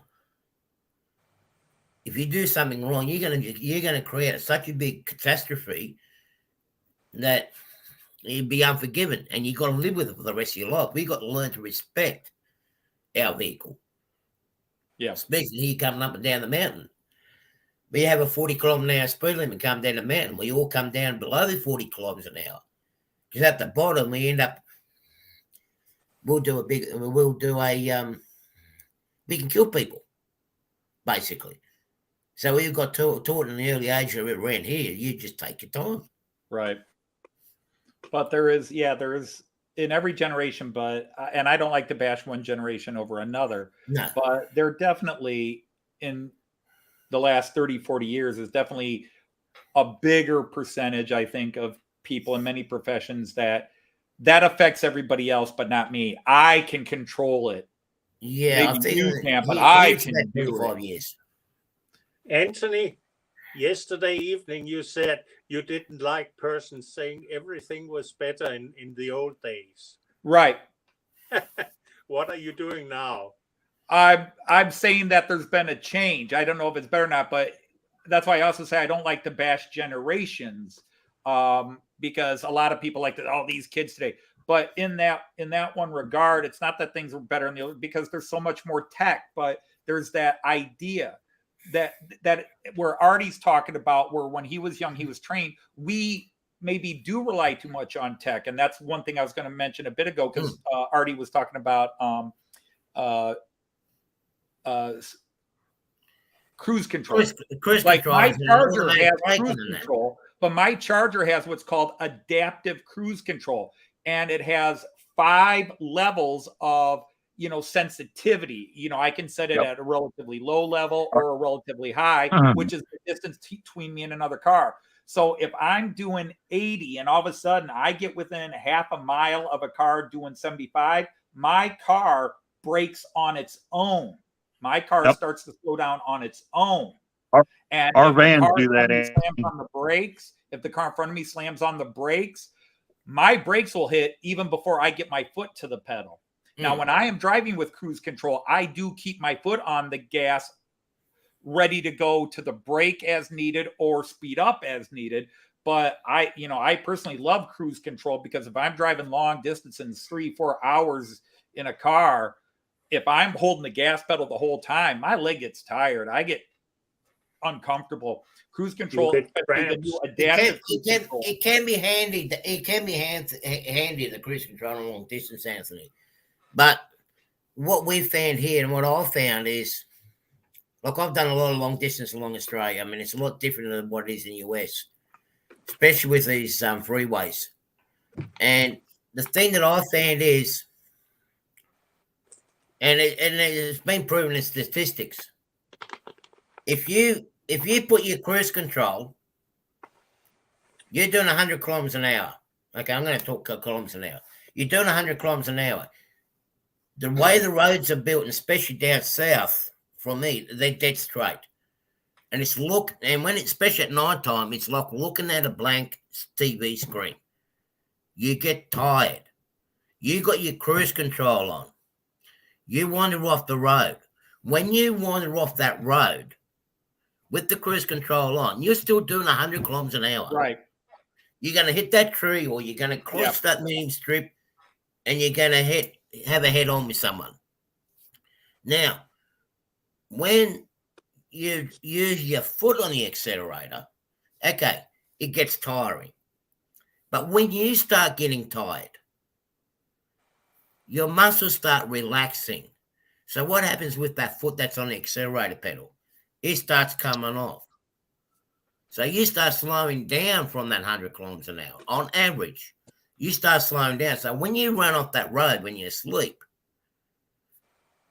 you're not doing 100 kilometers an hour. You could be doing half that speed when you come off the road.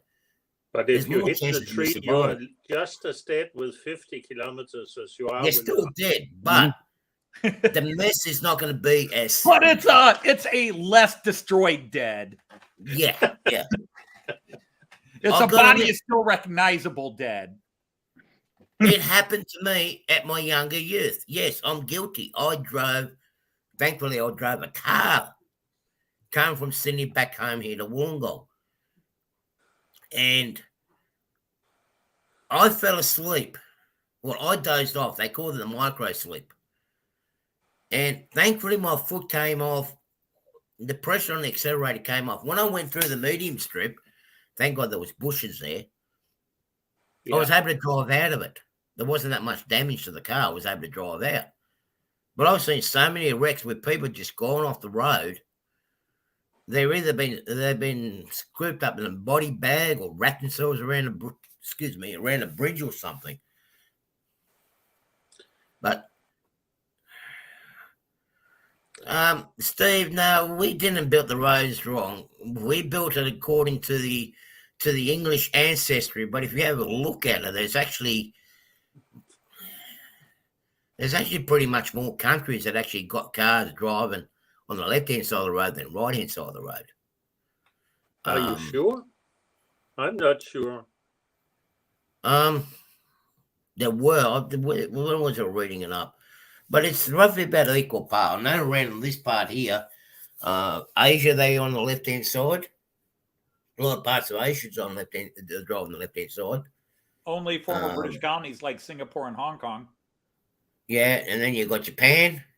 And Japan. India, China, Thailand, Mongolia, Russia, it's drivers on the right-hand side. India, drivers New on Zealand, the right-hand side. Fiji. Fiji, you actually drive cars on Fiji. I think if you drive for 3 minutes, you went off one end of the island to the other. Now he's going to find the globe and show us every country with. No, there's like 213 countries on Earth, and less than 25 drive on the right-hand side. Or on the left-hand side, yeah. Yeah, I hope you mean on the. I mean, I remember. I'm just barely old enough to remember when Sweden changed from left-hand driving to right. That first day was the craziest day. What year was that, Anthony? Since you are barely old enough. It was 67, 68, 69, somewhere in their late 60s. 67. Yeah. I was 3 years old going on 4. Yeah. Actually, But and I've read about it since, which probably is why I still remember it. But I remember watching about it on TV because it made the American national news. Because, for example, I don't quite have photographic memory, but I have a very strong eidetic memory where, for example, my grandmother, Dodge, who was German, she died before I turned 4, and I have exquisitely clear memories of her, and there's no video camera pictures that I could have gotten these memories from, but I can talk to people about, I remember when grandma did this, and I remember when grandma did that, and they're like, you were 2 years old, how do you remember that? I just remember it. I'm just trying to. Hey guys, I hate to interrupt, but I just got called on a trip. So well, good luck to you, and watch out for sleeping truckers and bushes. That was 35 years ago. Thanks, Anthony. Safe trip. And I won't do that again. There's only one time in my life I almost fell asleep driving, and it was 2002, and we decided to take the kids on a big 2-week tour of the United States. And we had a Dodge Caravan, but Caravan was just, so if people from the UK and even from Europe hear Caravan, they think of a camper but it was a Dodge minivan, the inventors of the minivan. But anyhow, be that as it may, and we left Toledo at about 3:00 in the afternoon, and we decided we're going to drive straight to Rapid City, South Dakota in one night, which was about 1,400 miles. And anyhow, it was about 3 a.m. We drove through Wisconsin and got to Minnesota. 2 a.m. we got to Minnesota, and everybody had fallen asleep. Joyce fell asleep. My daughter Liz claimed she didn't fall asleep, but she was asleep. My other 2 kids were asleep, and it was just me and Southern I-90 going through Minnesota, Interstate 90 going through Minnesota, pine forest everywhere, not another car on the highway, just moon reflection off a lake here and off a lake there, and pine forest all the way through. And I was just bored. I was keeping music low not to wake anybody up, and I was going, whoa! And then my daughter woke up and, what's the matter, Dad? I'm like, nothing, we're good now. And I just said, talk to me, honey. Talk to Daddy.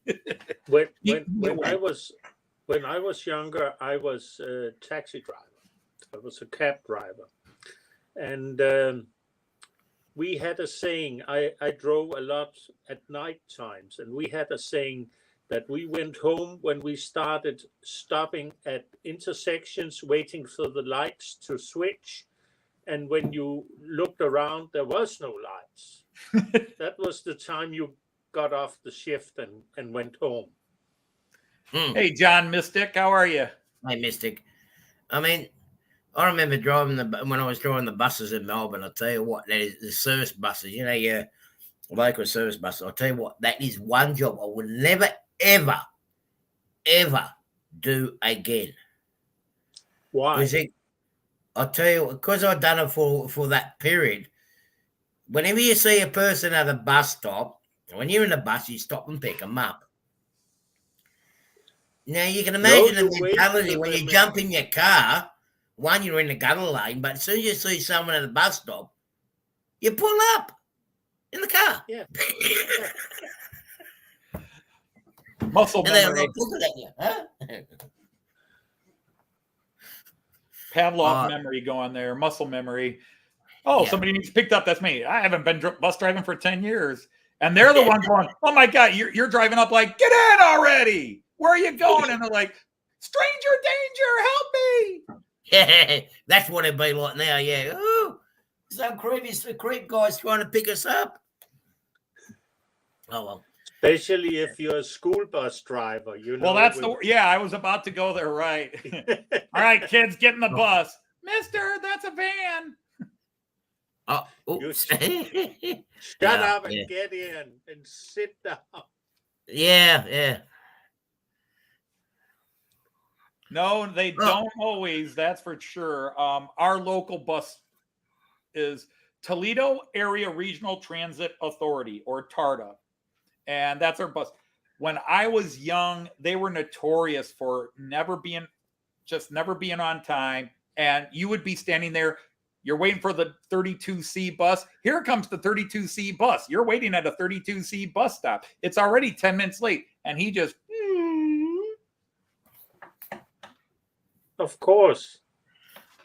You weren't at the stop at the designed time. Yeah, I'm just standing under the sign that says 32C bus, and they're going. Yeah, and then yeah.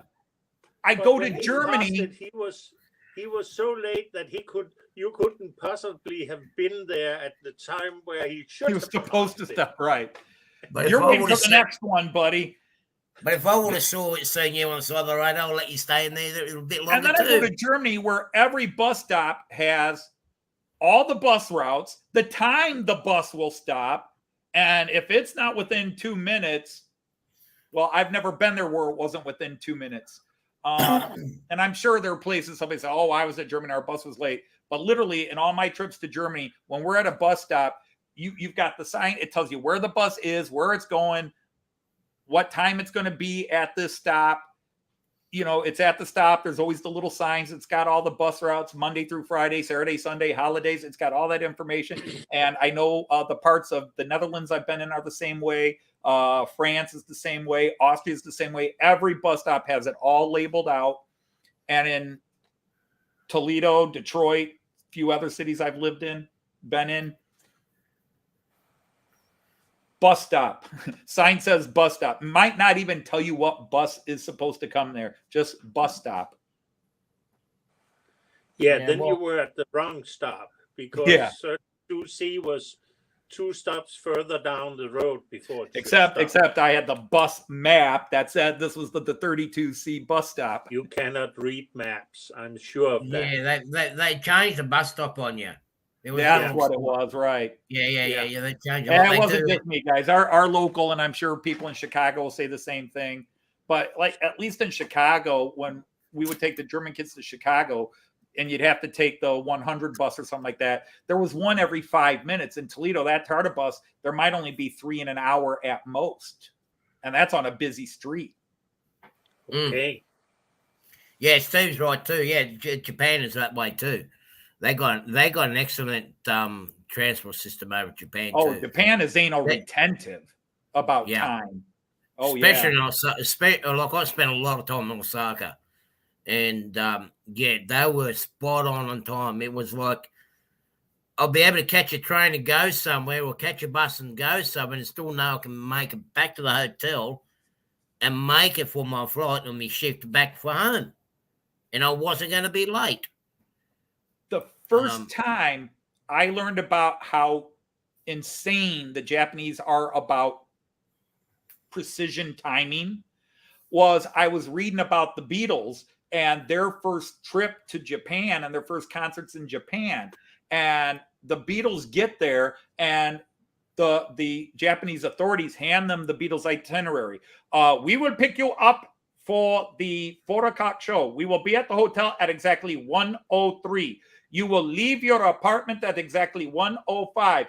The elevator will open at 1:09. We will descend. The elevator takes 1 minute 33 seconds to descend. We will exit here. We will get into this car. We shall be. The Beatles said it was so nuts. And then, George Harrison and John Lennon would say in interviews later, says, and just to be who we were, we would not answer the door when they knocked at 1:03. And he says we would come out like 8-10 minutes later, and you would just see the Japanese freaking because they did not walk out the door at 1:03. And that's what I was like, is it really that crazy? And then we had 3 doors down from the one house my mom still lives in, a Japanese immigrant who was teaching math at the University of Toledo moved into our neighborhood. They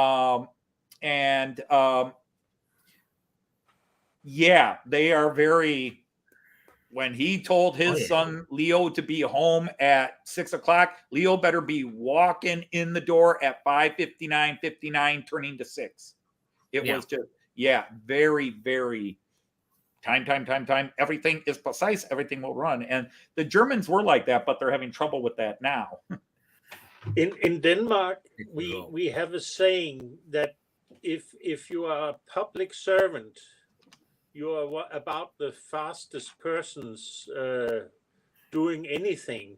Because, for example, if you're supposed to get off at work at 4, you're home at 3. Mm-hmm. Mm. So you could also put it that way. You know? Hey, Kyle. Yeah. Yeah. See, here, so it's funny when we talk about lateness and not timeness, like here on the east coast of Australia, like especially on long haul stuff and whatnot, within the city, if you're 5 minutes late, you're in trouble. If you're on long haul, if you're 20 minutes late, they start ringing you. If you go to the outback, don't worry about being 5 minutes, 20 minutes, or an hour late. They're not going to ring you. It's when you haven't turned up for a week, then they start ringing up to see where you are. That is late. Yeah, that's late. Next time. Yeah. They start ringing. Hey, Yeah, meant to be here on Monday. Where are you? Oh, I'm stuck at Tennant Creek. You know. Yeah. Hey, where's Bob? Where's Bruce? Yeah, he was supposed to be here at 5 o'clock on Monday. Well, what time is it? Thursday. Give him a couple of more days. Yeah. But it worked out that way. Like, for example, for me to go from here up there's a couple of towns up in West Australia, it took about a week and a half to get up there. And if we didn't rock up within about 3 days of our arrival and we didn't contact them, they'll be ringing around to see where we are. And if no one has been in contact with us, they come out looking for us. Because being so remote and whatnot, you could be broken down in the middle of nowhere. They come out looking. I mean, you could be dead, but they come out looking for you. So if there's any of you guys that come out here to visit Australia and go in the outback, tell someone where you are, and if you do break down, stay with the car or the vehicle you're with. Do not go wandering off. Because there's more chances that they'll find the car before they find you. And a lot of people have done that mistake. We'll just go wandering off. You don't do that. I've been stuck up there a few times, but I stayed with the vehicle. Very true, John. Very true. Where do you see John? Mystic Railroader, John. Mystic. Okay. Yeah. But they were amazing. I mean, when we were in Osaka, one or two crew members were late coming down to the shuttle bus to take us to the airport. They were like, "Where are they? Where are they? We got to go. We got to go." Because those guys the shuttle bus is already basically spoken for another pickup at the airport to bring another crew back to the hotel. So. John, if you go and watch concert footage from the Beatles tournament concerts in Tokyo in '66 when they played at the Budokan, the first band to play at the Budokan, the fans ignored those. The first time they went to it, they talked about, the Beatles talked about how there was Japanese police everywhere in the concert, glaring down the kids like, you stay quiet while the band plays. But the Beatles quickly found that if they did the head shake or something like that, because Paul said by the time they were on the road 66, people were screaming so much they couldn't hear each other play, and they'd be in different parts of the song, or they were starting to do things they couldn't reproduce on stage, like certain vocal harmony bits that were studio effects, that they would shake their heads and you could see the Japanese kids start screaming, or Paul would do a quick wave and the Japanese kids would start screaming in the middle of the song. But in general, that was true. Their very first time they played in Japan, the audience was the security at the, you sit down and be quiet. You sit down and be quiet. But very quickly, the Beatles learned how to convince the kids to ignore that. And you watch the '66 concert footage in Tokyo, both shows, like they're doing Paperback Writer.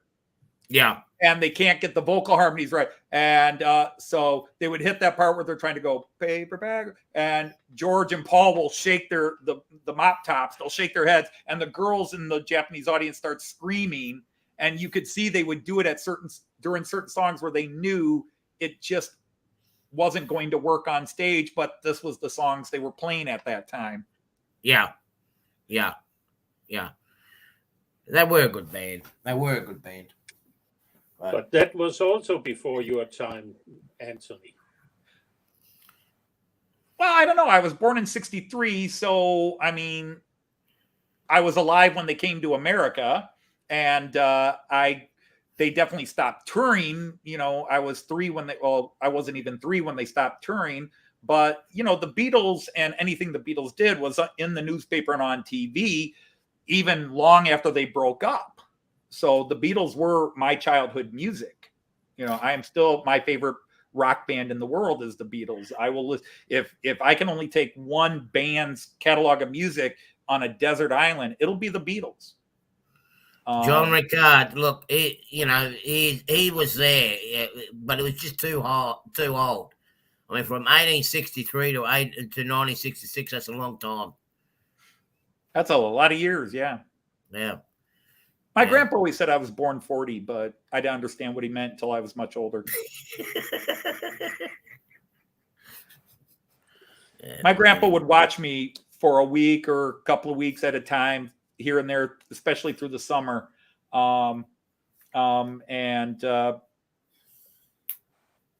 Yeah, my grandpa was the one that he would drive. We would just get in his little Plymouth Duster and drive all around the state of Ohio here.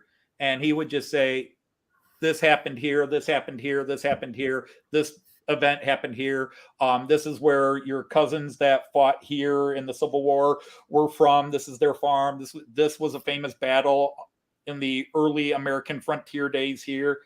And my love of history came from here. My grandfather had 2 things that stayed with me, and I've mentioned them in my live stream at times. But when the last few years of my grandpa's life, he lived in a trailer home, the small little trailer home, alone, because my grandmother had died years earlier. And he had this tiny little closet that he called the den, and he had his hunting guns and shotguns in there, and he had some other stuff in there, and he had the super old typewriter. And then he had on the doorway, he also had books, this thing called the Ohio Almanac, which was everything you wanted to know about the state of Ohio that was released every year. But yeah, he had these 2 things on the doorway that he had typed himself, and the cellophane taped up on the wall. The cellophane tape was yellow.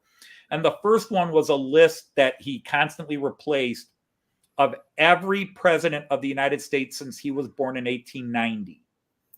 And at the time, it was more than half the presidents of the United States. From 18... Take care, Steve. Thanks for coming, buddy. Take care, Steve. From 1890 to when the last president he had on the list was Jimmy Carter.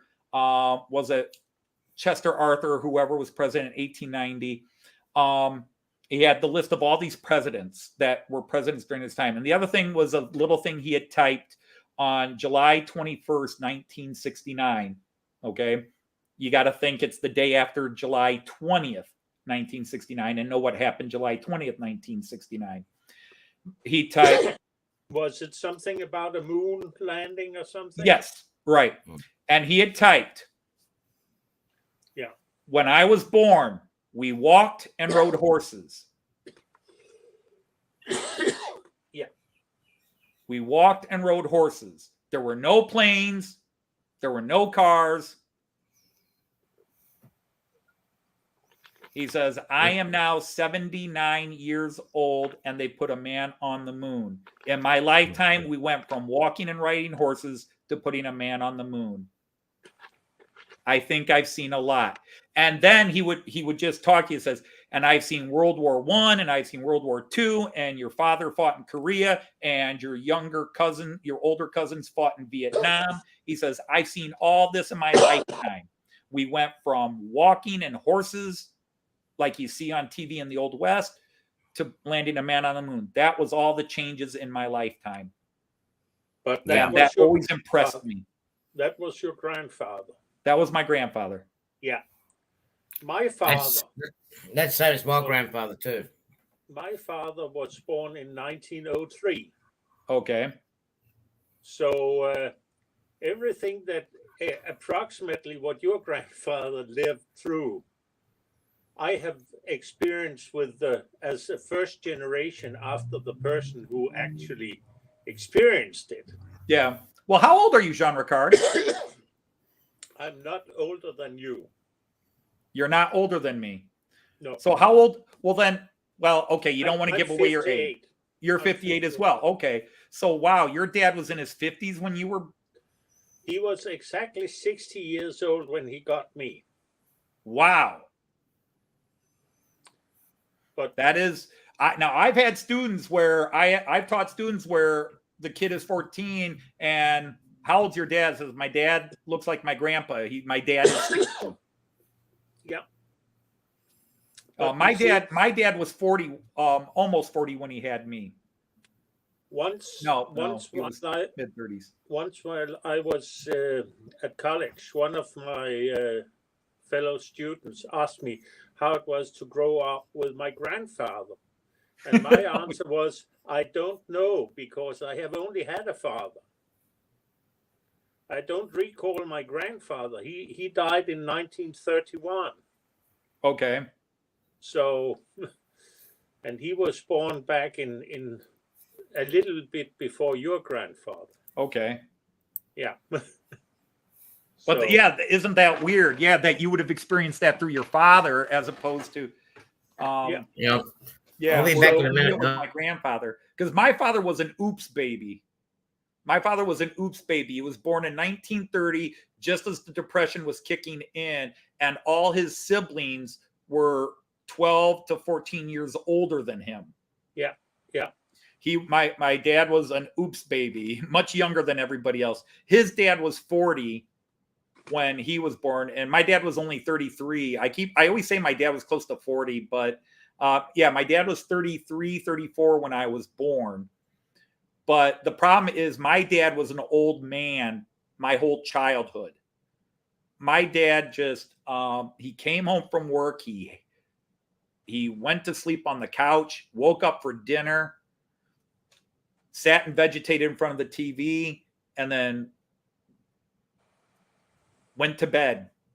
And that's the only imagery I have of my dad, is basically sleeping on the couch. And if he was awake, he was complaining about something at work or something that needed fixed in the house. And, God damn, I got to fix this again, or the car needed fixed. And so my grandfather was sort of the surrogate dad for me. He did a lot of things that maybe my dad maybe should have done.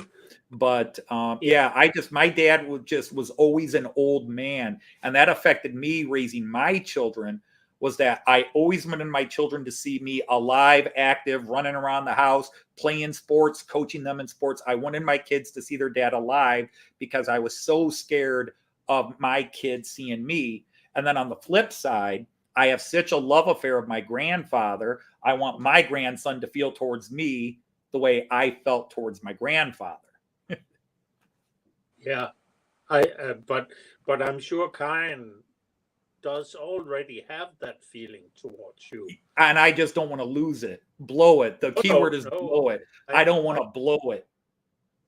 I understand that, but seeing you with him standing, when you're holding him right there on where he's standing on the table and watching the trains with you behind it, you can see the joy in both of you, the joy in his eyes of watching the trains, and the joy in you of holding him and watching the trains and running. Well, the funny thing is, if you look, I'm not even holding him. I'm just using my belly to brace him up, because if I tried to hold him, he's like, get your hands off me, Opa. I can stand here on my own. And he's standing there. And the thing is, if you look at, there's 3 pictures. One of them, he's looking at Grandma. And so I'm looking too, because Grandma's taking the picture. But in the other 2, his eyes are on that train. And yes, he's smiling. And then when the train would go past, he would look up to me like, that was cool. And I'm like, yes, it was. And now he's already learned when he sees the railjet going by, he goes, zoom, zoom. He's already learned railjet is zoom. Because that's what I always go. I said, hey, Kyan, look here. Here comes the railjet. Zoom. So now he does that. Ooh. And then if I have the steam locomotive, now he doesn't. I mean, I would assume the railjet, because Opa gets excited with their railjet coming around. I assume he's more on the railjet, and he loves to press the buttons and make the horns of the trains go. Yeah. But oh my God, if I'm running the steam train like I was doing the last 2 weeks, and I play the steam train toot, woo, oh my God, he breaks out giggling. He just loves the steam whistle. Oh my God, he loves that steam whistle. It's hilarious how much he gets into that. And every time I blow it, he giggles and he's looking like, what train made that sound? And I'm always pointing out it's the steam one. And then I'll make it go again. And then he just looks at me with the biggest grin on his face. He loves that steam whistle. And I'm like, Kyan, no, we're modern trains. Yeah. But well, at a time you need to take him to some kind of vintage train, heritage railway somewhere. You must have something like that in Ohio somewhere. He's actually already been on one. Okay. I didn't do it, but my daughter Lynn and her husband Chris, they went to New Jersey to visit Chris's family because he's originally from New Jersey. And they took a train. It wasn't a heritage train or anything, but they took a train from somewhere in New Jersey into Philadelphia. And so Kyan had his first train ride, and Lynn was texting me and took some pictures, said Kyan's first train ride, and he was excited. As soon as he saw it was a real train, she says he was being crabby, and then he saw the trains, and it was just he totally. They really exist. It's not only on TV and on grandfathers or Opa's layout. No, he reacts to him in person if he sees a train in person. And right now it's a babysitter. Lynn tells me all the time, whenever he's being crabby, she turns on either replays of my show or just like a Leslie Gilpin. Leslie's not here. It's too late for him. But she'll turn on Leslie Gilpin's 30-minute train videos, and he just trains. Yeah. That's good. Yeah, it is. Because and the thing is, I miss doing this with my kids, and I didn't miss doing anything with my kids. My kids shared hobbies with me. We played video games together. We did tabletop wargaming together. They loved to play Warhammer. They're still into Dungeons and Dragons, and one of their happiest moments is when Dad agrees to play with them. Essentially, what you are saying is that you just a little bit. You would have liked to have known the joy of model trains while your kids were younger. In a way, yeah. Because the thing is, I had that joy with other hobbies, but because model trains are what I'm into now, I do miss that this is something we could have shared. And now it's being shared with my grandson, which again, that takes its place. But yeah, this would have been something where my kids could have grown up, and then it would have been a 3-generation thing where my kids grew up with it with me, and now. But with you saying that though, Anthony, with you saying that, okay, you didn't share with your kids, but there's nothing to say that Kaya might take on your love and passion for model railways on. It's like with me with things that my grandfather, my uncle did. Okay, I don't have any kids, but I've taken on that role when my brother had it, but I've taken on their interests and I share it around. My uncle's and my grandfather's thing was travel around the world, seeing all these other places, learning new things, learning how things work, particularly how things work. And I'm glad I did that. I mean, okay, social media like what we're doing now, that's great because I get in contact with everybody. Yes. But to be plastered on a phone is not the same as being there. Right. I'd rather go there and have that personal experience, unless it's baseball or car racing, which is a little bit different. But the camera will only focus on what's in front. Your eyes will take in what's around the side. Yeah. You know, and I've been through lots of parts of the Eastern Europe. I've been through around from LA and right down to Miami, down the bottom section of the US, a little bit on the East Coast and up towards Illinois and that. I liked it. I enjoyed it more than seeing it in movie form or film form or photographs of it. You know, like I see some of the old photos of Mum's eldest brother, my uncle. Now, if there wasn't those tensions going on over there, I'd love to go to Libya. My uncle,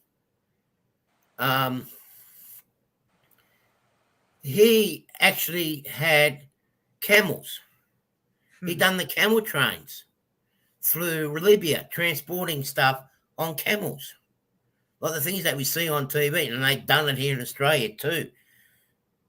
Through the middle of the outback, camel trains. Okay, I've done one thing better than him. I've become a road train driver. We don't have camels that can't freight, but I'm following his tradition in a modern form. I would love to just to go to see what he experienced. Right. Both my grandfather and my great-grandfather, they both served not just the Hungarian forces. Now, I can't remember which one of them, but one of them actually was with the French Foreign Legions. Wow. I think it would have been my great-grandfather. One of the two were. And they spent a lot of time out there too. That's where my uncle ended up going into the Middle East. Okay. Because the French Foreign Legions did spend a lot of time in there. And like you probably hear me about some of the history and everything. I said, I'll take interest in it because they spent a lot of time in it. Right.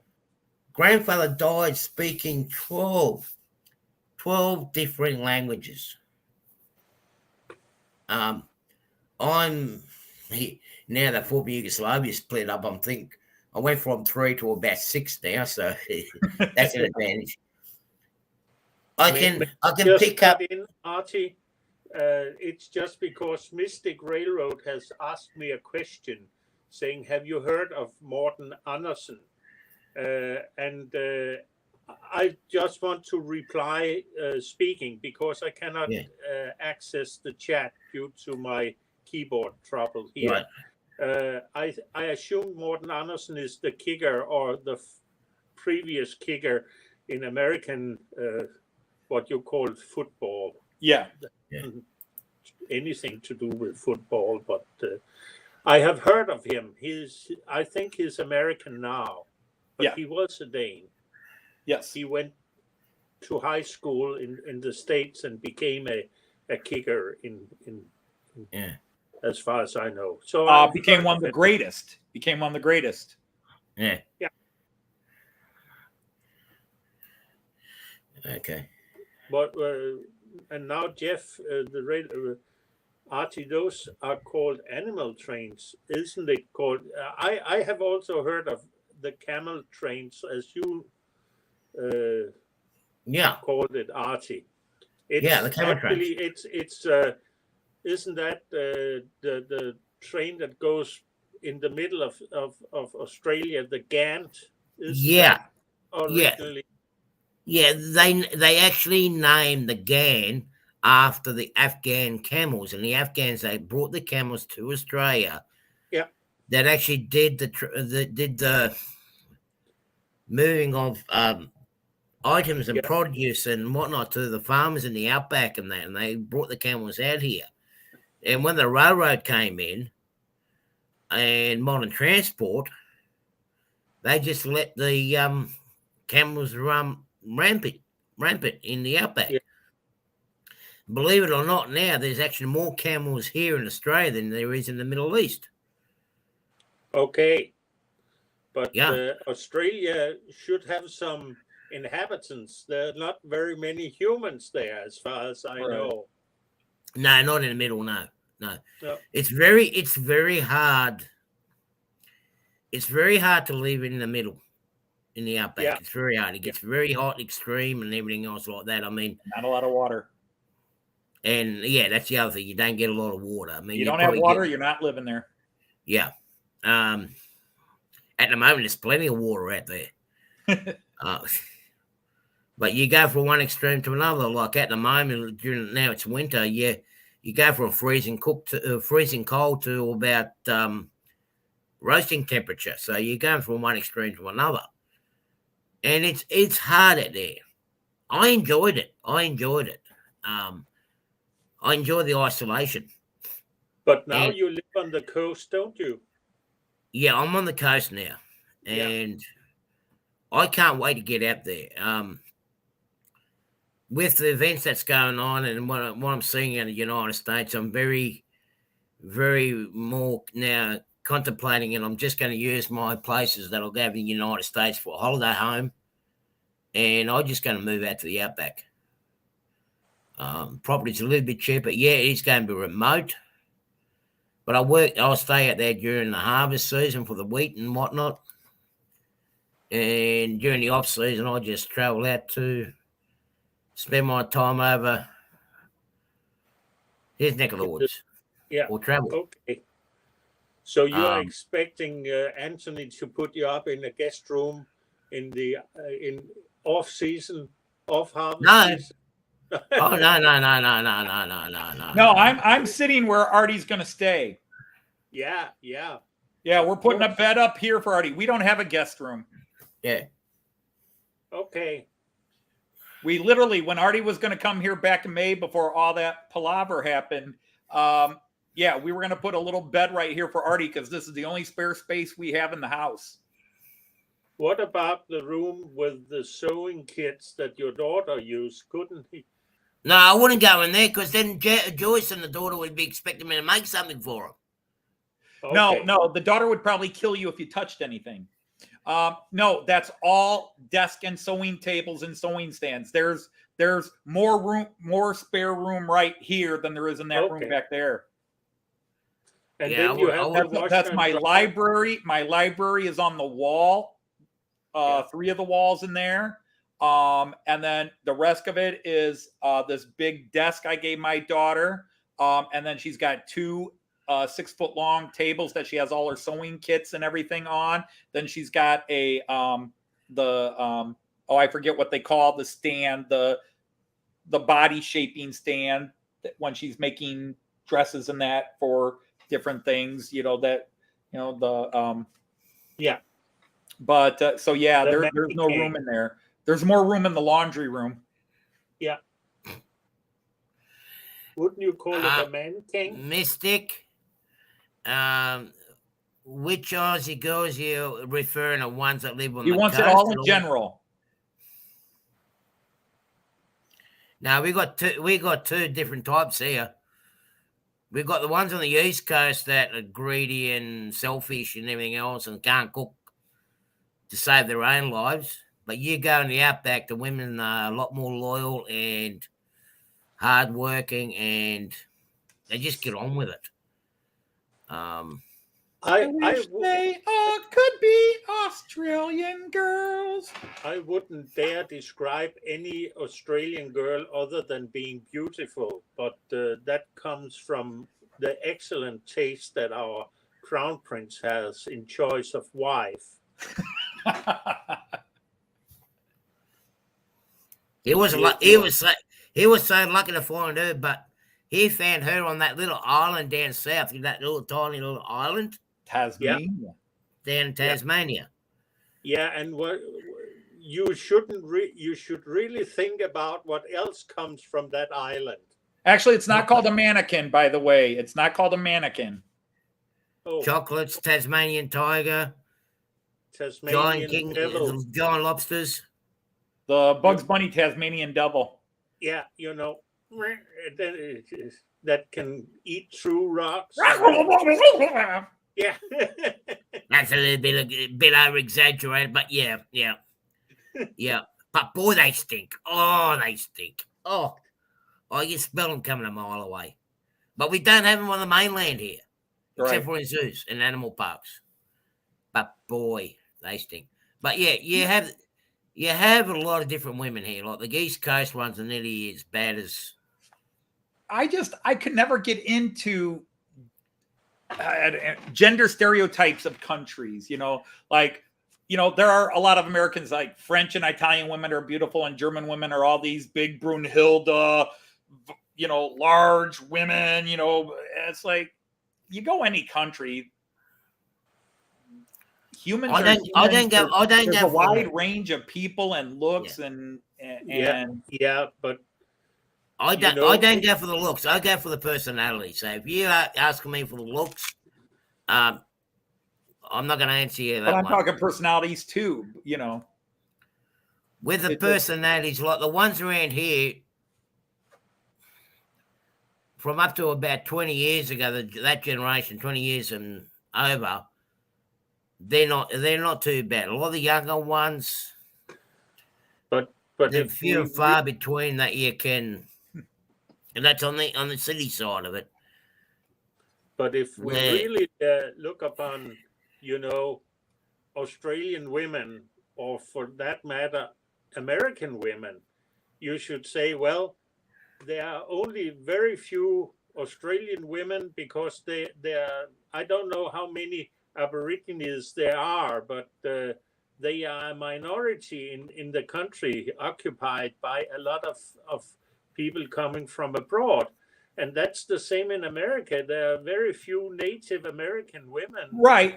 But again, if we're going to say, whether we want to say where we came from, the fact is we're here now, and my ancestors have been on this continent for 300 years. Joyce's ancestors have been on this continent for 200 years now. We're Americans. Even though she has Irish descent or I have German descent, we're Americans. All right. Maybe we're second comer Americans, but we're Americans. We're European descended Americans as opposed to Native Americans or whatever else.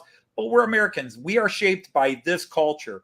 My German heritage, my only connection to my German heritage is I had 3 grandparents born in Germany who told me what Germany was like when they were young. And then my aunt who grew up right before the war and during the war, during the Hitler time. And then she and her family came to the United States after she married my uncle. And so their effect on me was, yes, I learned German and some German cultural things. But even then, one of my grandparents was Rhenish from the Rhine area. One was Bavarian, and the other one was Prussian. And then my aunt was basically a Saxon from the Dresden area. And the biggest influence she had is she used to always talk about how beautiful Dresden was. And I grew up loving Dresden from all the pictures she showed me before I'd ever been to the city. And so in 2014, my 12th year of doing my exchange program, we finally visited the city of Dresden, and it was like, oh wow, I'm in Dresden. This is the city. I've seen the pictures. And then you saw the differences of after it got blitzed during the war, and that, but still this beautiful riverside terrace area. The Frauenkirche had been rebuilt, of course, and all these beautiful. And I just I fell in love with the city for real. It's like falling in love with a picture of somebody, and then you meet them, and they wind up being as beautiful inside their soul as they are in that picture. So I what's my favorite city in Germany? Well, it's Dresden. And the fact is, Joyce loves Dresden, but she also loves the little suburb about 10 miles east of Dresden called Pirna. That's her favorite place. If we were to ever move to Germany for some reason, Joyce wants to move to Pirna, this tiny little town. She's fallen in love with that city, but she also fell in love with Cardiff, Wales. So, if you really want to give Joyce a hard time, ask her what city does she love more, Pirna or Cardiff, because Joyce hates being asked what a favorite is. That's just until she have visited Denmark. Then she won't go any place but Denmark. Right, and enjoy that amazing Danish beer. We have other beers than Oh, good. Yeah, no. Sorry, I just lost the track of thought then. I'll derail again. Yeah, I mean, every person, every place has got their own goods and bads. I mean, And- a lot of times also it's all to do with the upbringing as well. Well, there's so many factors, of course. Yeah, And yeah. a Toledoan is very different than a person from Rochester, New York, Or or someone from New York Cleveland. City, Exactly or right. Philadelphia, or Boston. They're all we're Americans per se, but we have a lot of differences. And unfortunately, in our country right now, those differences are taking over as opposed to everything we supposedly shared in common. But that's politics. We won't go any further with that. We're just we can't, we can celebrate our Irish heritage, but if you go to New York or Philadelphia or Chicago, where they have the big St. Patrick's Day parades, the true people in Ireland look at it and goes, we don't celebrate like that. And in fact, St. Patrick's Day isn't even a big deal to us. And it's like over here when it comes to St. Patrick's Day, all it is an excuse to go out drinking. Well, same here. Oh, but you see, that's the funny part, because, for example, in Denmark, we don't celebrate St. Patrick's Day. It doesn't basically mean anything to us. On the other hand, we are one of the only, if not the only state outside the United States that has a society that celebrates the 4th of July each year since 1911. And they have a park they have bought near to the city of Aalborg in Rebild Bakker, where they celebrate and have a great celebration. And one of the fun facts about that is that some of the other YouTube channels that I follow are of immigrants from America who had moved to Denmark, and what they experienced when they learned that we actually have a celebration of 4th of July up there in Aalborg. Mm-hmm. But what's 4th of July? Pardon me? What's 4th of July? That's the... Okay, Artie, I think you are pulling my legs right now. I am. Well, he's just wondering why the Danes would celebrate it, but yes, they do. There's actually a couple of celebrations in some other towns. For example, like the American version of Halloween, 40 years ago, 50 years ago, you really didn't see that. But all of a sudden in other countries, but now many towns and friends I have in Germany, they're doing the kids dress up in costumes, walking around, and that's the American version. Their parents are like, we didn't do this when we were kids, but it's caught on. And there are many towns in Germany that now celebrate the American Thanksgiving, not even the Canadian, the American Thanksgiving. Third Thursday in November, they do it. I get photographs from friends in Hamburg and Delmenhorst, and they're all celebrating Thanksgiving, the American Thanksgiving, but it's a big party. What the heck? Let's do it. Yeah, no, the 4th of July is not a really big thing over here. Halloween is picking up, but mind you, the kids are too scared to come on my doorstep. Well, I assume because you got your costume on already. No, I'm sorry. What? Oh, no. This is not my costume. So what? The person that we are actually talking with now is not Artie, but Shrek. No. No, it's a Yeti. Artie. No, this is Artie. Yeah. Halloween's a totally different other thing. It's an Australian Yeti. Yeah. I've got kids that frightened over here that they don't come knocking on my doorstep anymore. I mean, even the parents got frightened. They don't know what is real and what's not. I mean, I've had kids literally. Yes, I only see this in cartoons when they jump up in the air and their legs are going like this, trying to run away. Well, hi, and they are moving. Well, g'day, Sparky. How are you? Yeah. So but we circle this back around with the culture, but again, that's where it comes back to, what's an American woman or what is a Danish woman? I mean, if you have certain genetics like in Denmark or Germany, where you have certain, ancient tribes who's been there for so long, there's a definite ethnicity there. You can maybe draw some sort of like, well, these women are like a Frankish woman is different than a Rhenish woman or something like that. But to me, I don't worry about that. In the end, heterosexual men, and I assume lesbian women, in the end, we all have our taste in women.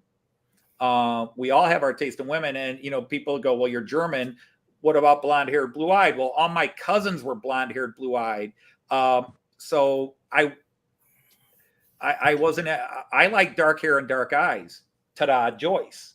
That from my youngest age, I like brunettes. Why? Because there weren't a lot of brunettes around. My mom's a redhead, and through my mom, I just decided all redheads were crazy, and then. So much of my family was blonde hair and blue eyes. Brunettes were the rarity around my family. And for whatever reason, dark hair, dark eyes, nothing else mattered. Dark hair, dark eyes, and female.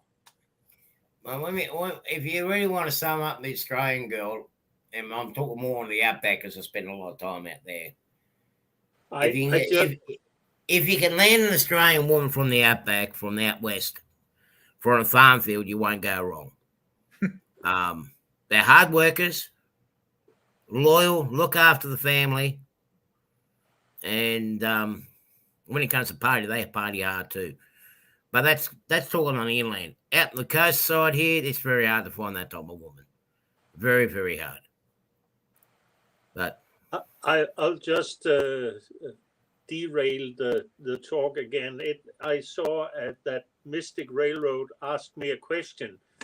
If we celebrated the May 4th in Denmark, and I don't know if he means some kind of celebration of Star Trek, Star Wars, yeah.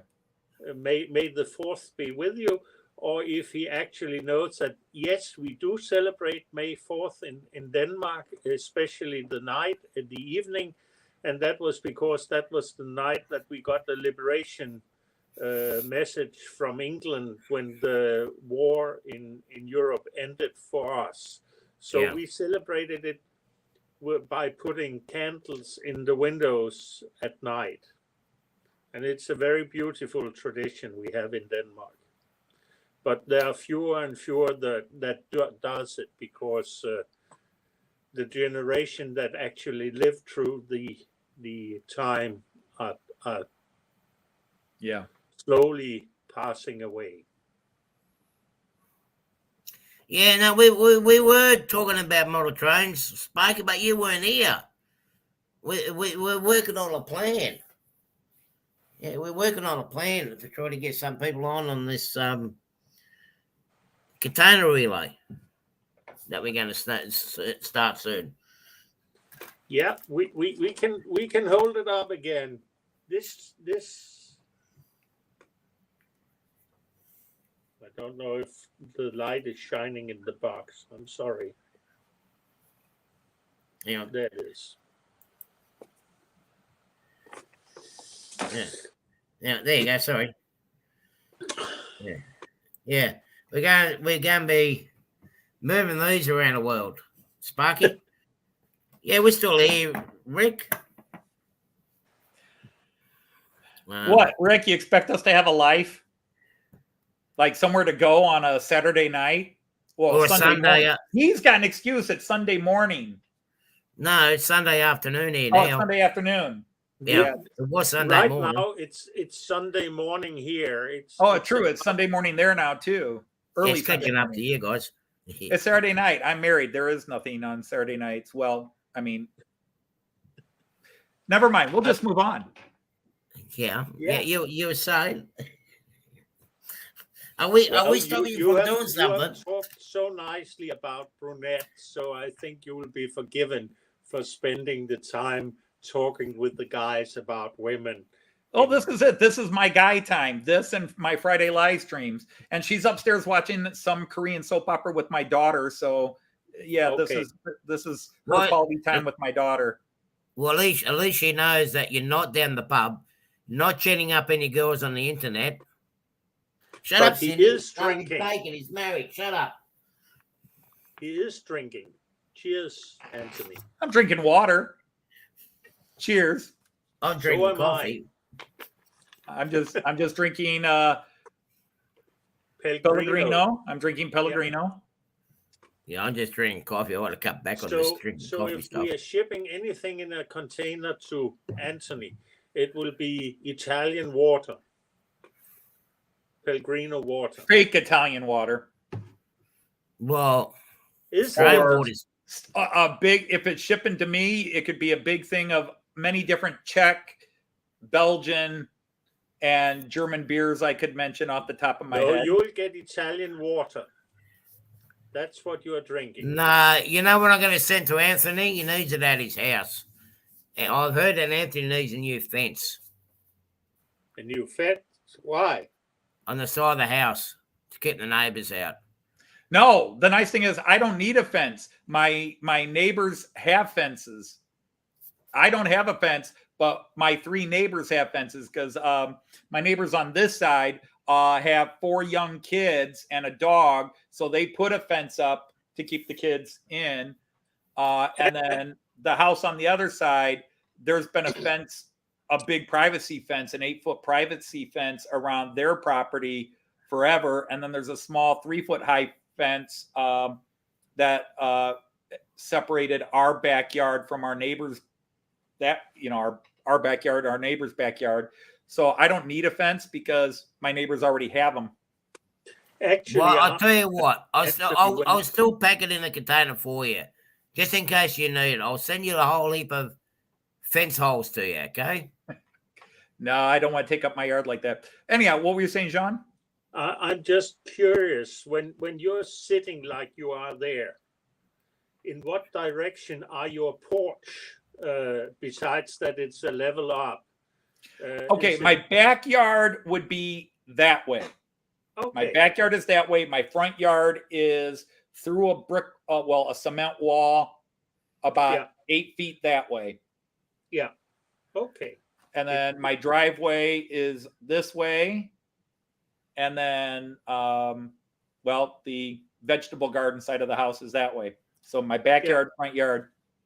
Yeah. So which side's the copper on? That side? Actually, both That's sides are coppers. So who's at the back?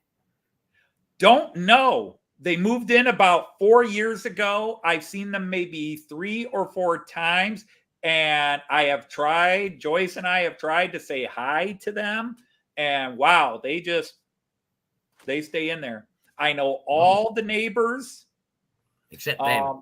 Joyce and I are now the longest environed people in this neighborhood. Joyce and I have been here 30 years, and everybody else is relatively new. The second longest is the neighbor on that side, the police officer there. She just retired from the police force. She's actually a few years older than Joyce and me. But she came in, and she and her husband divorced like within 2 years of moving in. And then we've had several neighbors on this side over the years, several neighbors. These people have been here now for at least 4 or 5 years. Probably the friendliest neighbors that we've had in that house. She's always been friendly. And then we had an old lady live behind us here, Mrs. Block, lived behind us forever. And she died at the age of 97. And this family moved in again about 5 years ago. And there's no trying to talk to them. They're a relatively young couple. From what I understand, I think they work in the medical professions. They both do. Like maybe they're both nurses, or one's a doctor, one's a nurse. But yeah, you see them in the house now and then, occasionally in the yard, like once a season. They're never in their backyard.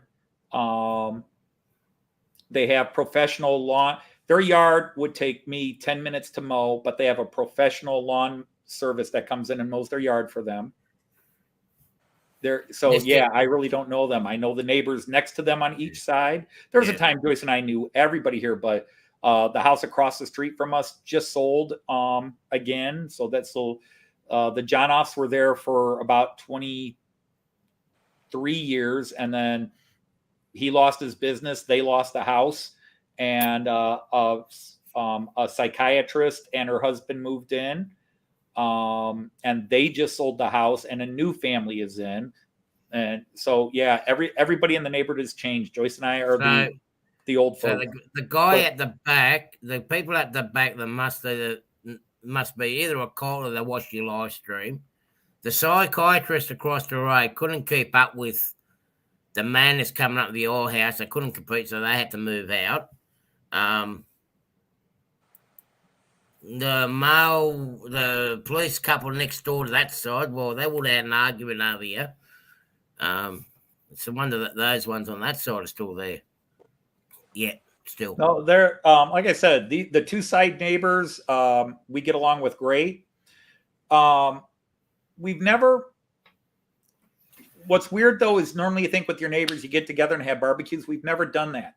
Nah, same here. She always worked evenings and nights, but we used to do neighborhood parties, and we would all get together and do that. Block parties, we call them. Yeah. And the first neighbors we had was a dentist family on this other side. They were they were slightly older. Their kids were slightly older, and our kids were babies. And so there wasn't a lot of interaction there, but they were nice. The Uris were nice. They moved out, and then I can't remember their last name. The family moved in. They had 5 kids. We had 3. They were all about the same age. Our kids went to school together, played with each other. We had a couple of beers sitting on the porches talking to each other. And then the next guys that moved in, wow, we would invite them. We had a pool. They would be out. They didn't have air conditioning. We'd say, hey, you can come over and swim. You can come over and swim anytime you want, blah, blah, blah. No. They would talk politely to you. And he was into old cars, and he loved my 73 Charger that I had back at the time. But you cannot get them to talk. They just would not be sociable. Okay, fine. Whatever. But now the new family, they're much younger than us. I mean, I'm old enough to be their dad. And they've got 4 kids, 5, 4, 2, and 1. And they're really nice people. They're just definitely younger. Yeah. Sparky, you just got to turn around and ask her, do you want to come and see my pleasure room?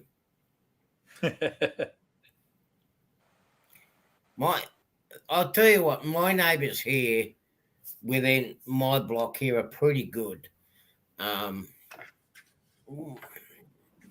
We haven't really had any parties as such, but once things start warming up again, I think we are, because we started something during our last lockdown here, our last lot of restrictions over Christmas. We have a lady way up the other end of the street going towards my right, towards the high school end. And she's been complaining about noise. She's complaining about my place here that there's power tools being used, which is probably my landlord or one of the guys down the back with a property. There's 6 yards because the way the block is, there's 6 yards that connect up into the back corner of this property here. I got a complaint. Ben got a complaint next door, and they will finish construction on their house next door. But we all received complaints about noise, and this has come from the county or the council. So we decided we're going to fix this person up, this woman up. And I already had my feelings on who it is. And the people way back in the back corner, we got them on the band as well. Because the fences pretty much meet up near the back end of my property, we decided we were going to have a fence party. And it was the Christmas, Boxing Day long weekend, wasn't it? We put the music on for a week straight. Loud music, 24 hours. I mean, we all took turns. And of course, she complained to the police that we weren't socially distancing, that we were having a party. And the police turned up and he goes, "Are you guys having a party?" And go, "Yeah." But we're not in each other's property to show the police down the back what we're doing. The police go, "Okay, carry on. See you later." We all got together. We all thought, nah, she wants to complain, let her give us something to complain about. But we all keep an eye out for each other. Excuse me. If something goes wrong, or the young juveniles are going around looking, sniffing around the properties or whatnot, it's like, "Hey, Artie, there's someone prowling around the area. We've got the kids walking around." It hasn't happened for a while now, but we were all looking out for each other. A lot of us do work, and there's a lot of us that are shift workers. And yeah, we get along fine. We don't have any problems. The Karen, that woman that complained up the road, she shut up now. Now she wants to be a part of us, but no, she's already done the damage.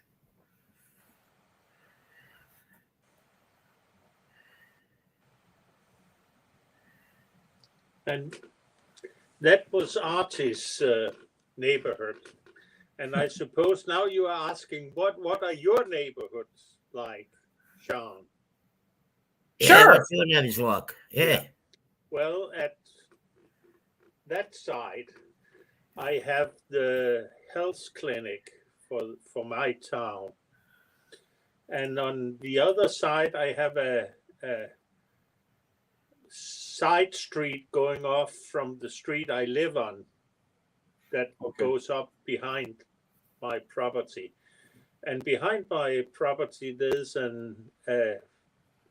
like a house, a row of houses, of small houses that are for elderly people. And the neighbor next to me, they have a young daughter living in the house, and they are trying to sell it right now. Okay. They are retiring and want to move to Aarhus. So, but the house I live in is actually the house that I grew up in. So we have been here in about 50 years on the same look. So most of the persons that live on the opposite side of the road has been changed a couple of times. Okay. And I don't know the present people there as well as I did when I was a kid. And when you're a kid, you do know the neighbors more. I think as adults, we start, the people we associate with are either through work or what have you. And see, that was the opposite with me. Is it was a weird thing. I have very good friends, and I say that with quotation marks, that when I taught at certain schools, I became very close to certain teachers where I would call us friends. But we never got together after work. We never went out for a drink because I had this mental block, which was when the school day was over and I was going home. When you would go out with teachers, they wanted to talk about the school day. And I wanted to be done with the school day. And of course, Joyce is a teacher. And so if I go out with people from work and we all go out for a drink for a bit, and then I come home and then Joyce comes home, she wants to, I would never stop hearing about school. And it just became almost a mental block where I did not want to be too sociable with my colleagues. At work, I'm friendly with them, everything else, but I'm not inviting them over for dinner or let's go out for drinks. I'm not going to group get-togethers because when you get, like any profession, you get a bunch of people from a profession together, the talk turns to profession. And I was very much, when the bell rang, I was no longer Mr. Dodge teacher. I was Anthony Dodge, private citizen, so to speak. You see? And I probably blocked some really good long-term friendships. But I had my friends. You know, I had friends that were my real friends off the reservation, so to speak. You know, unfortunately, one died and one's dying. But I had my friends. It wasn't like I didn't have friends, but I just could never bring myself to go that. And then for the last 15 years, 12 years, the teacher in the room next to me, although we've been at the same school for 15 years, we changed buildings. He was the Japanese teacher, and he was from Japan. And when he found out I was into model trains, because he had N scale trains back in Japan, and when he came to America, he left them behind. But he was really fascinated with my trains, and he used to always joke, "Oh, I want to get, got to find a bullet train and run it on your system." And I was like, "Well, great, yeah, get one and come over." And that was the first time I ever invited a colleague over to my house, and he never came. There was always, "Oh, I can't. Well, I don't have, maybe if I find one." But I did invite him over many times, say, "Come to my house and run trains." And then he just built in his yard, what do you call it, this 5-inch scale? Depends a little bit on what track size you have. You can have 7 1/4. You can have 5, it's not 7 1/4, I don't think, but he's got a really big train, one of these riding trains that he put around his house. Yeah. And he would come to me and show me the pictures, like, "That's awesome." I'm like, "Oh my God, that's really cool." He's got this little steam locomotive that goes around, and a couple of wagons his daughter can sit on, and he rides it around his house. And the thing is, to go around his house, he had to get a permit from his neighbors, the homeowners association, to let him do it, and to build a little roundhouse, but a little shed for the train to park in. He had to get permission for all that. And then he asked me for advice because he was trying to figure out how to get it across his driveway, because to circle his house, it had to go through his driveway. And he was bringing all these problems with his driveway. And I said, "Well, you got to do this, set up a couple of wood slats. You're going to have to cut them here." And I said, "Come to my house and we'll cut them for you." And he wound up getting somebody else to do it. But that was the only time I ever invited, because he was into trains. When he found out I had gotten into trains, we shared that at work. But in the end, he's still the one teacher I had said, "Hey, come on over and we'll run trains and you can play with my layout." He was always interested, but would never do it. Yeah. It's very funny the way you explain it, because one of my access to making friends has always been something to do with trains and railroads and anything on rails, actually. And at one time at my work, we had a strike. We were on strike, and we were sitting in the canteen, just waiting for everything to pass. And I was a bit bored, so at a time I stood up on my stool and I shouted out to everybody, "Is anybody else into model trains?" And there were a couple of guys that very cautiously raised their hands, in the air. And one of the guys there, he's actually my best friend, and we speak together daily and come and interact with each other. And none of us are at that work anymore. So it can goes both ways, if you understand what. Well, I got just one more story here that is model train related, and that is, yesterday, Joyce and I had to dismantle this massive bed I built because we were getting a new bed delivered, and it's one of these beds that automatically raises up. Well, not automatically, but raises up and down. Elevating beds, right? And so the delivery people finally showed up about 6:30. About the time I ended my live stream last night, they showed up. And they went up to the room, and I had left the camera on, or not the camera. I left my computer on in the bedroom, and it was on my YouTube because I'd been watching videos and stuff like that. And he walks past and he looks at the computer, and I forgot what he asked. And he asked me what I said. Oh, that's my YouTube channel. He says, "You got a YouTube channel?" Yeah. He says, "Is that trains?" I go, "Yeah, I'm into model trains." And he's a younger guy, 25, 30-ish. And I say, "Yeah, I'm into trains." He goes, "Really cool." I'm like, "You like model trains?" He's like, "Yeah, I love trains. My dad ran them and blah, blah, blah." And he started asking me, "So you got a channel?" I said, "Yeah, I just came up from my live stream." "You live stream?" "Yeah, I live stream." "Really?" "Yeah, that's my channel there." "Hang on." And he goes over, he takes a picture, and he starts asking me, "What kind of trains do you run?" I go, "Well, I run German trains and blah, blah, blah. And I do a live stream." "You got a channel? Let me get a picture of that." He takes a picture of it. And I said, "It's German trains. It's not American trains. And the best stuff on there is the, well, what all do you got on your channel?" "Well, I do live streams where I run trains and I talk like an idiot for 3 hours. And people are stupid enough to come in and listen." And then he keeps asking questions. "Well, what else is on your channel?" I said, "Well, my favorite parts of the channel is I've got these parody songs I do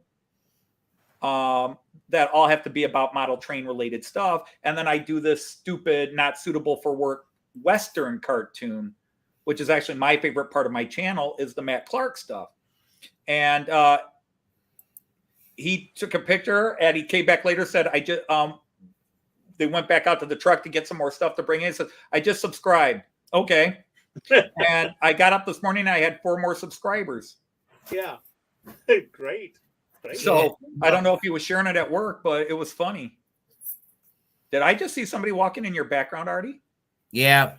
It's a friend of mine. Yeah. Who's that? She's a friend of We need mine. an introduction. You don't want to know, as she said. We want to know. No, you don't want to know. Yeah, we have. I'm just disappointed with my neighbours across the road. I mean, they haven't showed up for nearly a year and a half, but I was really hoping they were going to show up this year, because the yard is nice and muddy. It would have been nice to see the 24 girls doing mud wrestling across the road. Hey, you're stealing my jokes about that. Well, it's a football oval. What do you expect? The ones that are way on the other side of the football field, well, they just keep to they keep to themselves. But they're not. They're pretty quiet up around there. Most of them are elderly anyway. But Right. I've got a football paddock across the road, and we have the kids. But I'd prefer to see the girls when they come out here, the amateur girls playing the rugby, not the gridiron, the rugby. And as I said, it's nice and muddy there at the moment. So sorry, folks, we missed out on the live mud wrestling competitions this year. Would have been fun, actually. Would have been fun. But I mean, they go in that football field and they'll disappear in it. It's that wet there. Yeah, Joyce used to play American football with us. Joyce would play American football with us, but she quit because I was the one always tackling her. I could not work. And we were on the same team. Yeah, of course. Shame on you, Anthony. Thank you. I'm here all week. Try the veal.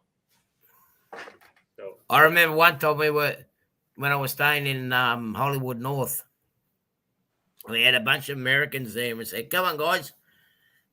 But it was Australian dominated, but we had the Americans come in and some people from around there. We said, "Come on, let's go across the road and have a game of football." And of course, we were talking about rugby, not the American soft football, because you guys wear all that padding and helmets and whatnot. We don't wear any of that. And they go, "Nah, too rough for us." And we go, "Look, we'll play just tag. Won't be so hard." They still didn't want to play. How do we run trains on it? Well, trains go put in the siding while the train crew has a look at the mud wrestling. That's what happens. The trains end up getting refueled and they take a little break, So I mean, no, we're not going to go there. No. I'm not going to go 18 rated again. Not unless I go first, but yeah. Yeah. Last week's show I had to put in the 18 rating on it, didn't I? Did we? I didn't. I still haven't watched the replay. Oh, I've been so busy with, like, last weekend was all family stuff. We had Joyce's family had stuff all Friday, and then our family, my son and his fiance came up into town, and we were celebrating the birthday celebrations that all got postponed because of there was a lurgy, a showstopper outbreak with my son and his fiance, so they couldn't come up when it was their birthdays, and we were going to celebrate, and then other things happened as well. So they finally came up for the first time in 3 weeks, and so we had a big family get together, and then we started doing some things in the house, and then I was working on the computer, and then we started overhauling our bedroom, getting ready for this new bed to come this week. And I really have been trying to watch a lot of YouTube to catch up, but there's just stuff that's like, I'll put that on the back table. I'm still trying to catch up with some things. And again, no, I was just going to say one last time, everybody out there, maybe I still have it saved, I don't know. If you have not gone and, yep, good. I think that's it. Yeah, throw it up. We'll have a look. My friend Mark at Model Railway Fantasia. If you weren't here earlier, go to his channel, watch his videos, join him if you can. This guy is amazing. Not a pity party, but he's been a little bothered that even though he's got 950 subscribers, he's only getting 50 to 100 views on a lot of his videos lately, although a couple of them went well over 1,000 views. Good for him. But watch his videos and find out why he is special for the amazing work he does. If you don't know, he's a UK guy. I don't care. Watch his channel because he builds an exquisite layout and he has no fingers on either hand. Yeah, we're gonna have to have a close look at that. So I had to put that out there one last time. Actually, Sparky, you're talking about mud wrestling and that. Actually, a lot when the young ones are playing across the road, what I do is, like, yourself, when you're doing modelling, you're doing your own scratch building or whatnot. I just come sit out here on my front steps, have a little, fiddling around, doing my models or whatnot, or sanding something down and watching a game. It's free. Yep. Gets me out of the house, and of course I get the sun as well. But I mean, they're actually more enjoyable to watch than the professionals on TV. Yeah. They play the game. Yeah. And you don't have all the commercial breaks and all the BS and the. Yeah. Oh, yeah. Or I'll sit there and I'll paint some figures or paint some wheels or do something, doing hand stuff. Then I'm still doing my modelling and I'm watching a live game of football at the same time. Right. I did used to go, of course, we have a little canteen up here to support the little group.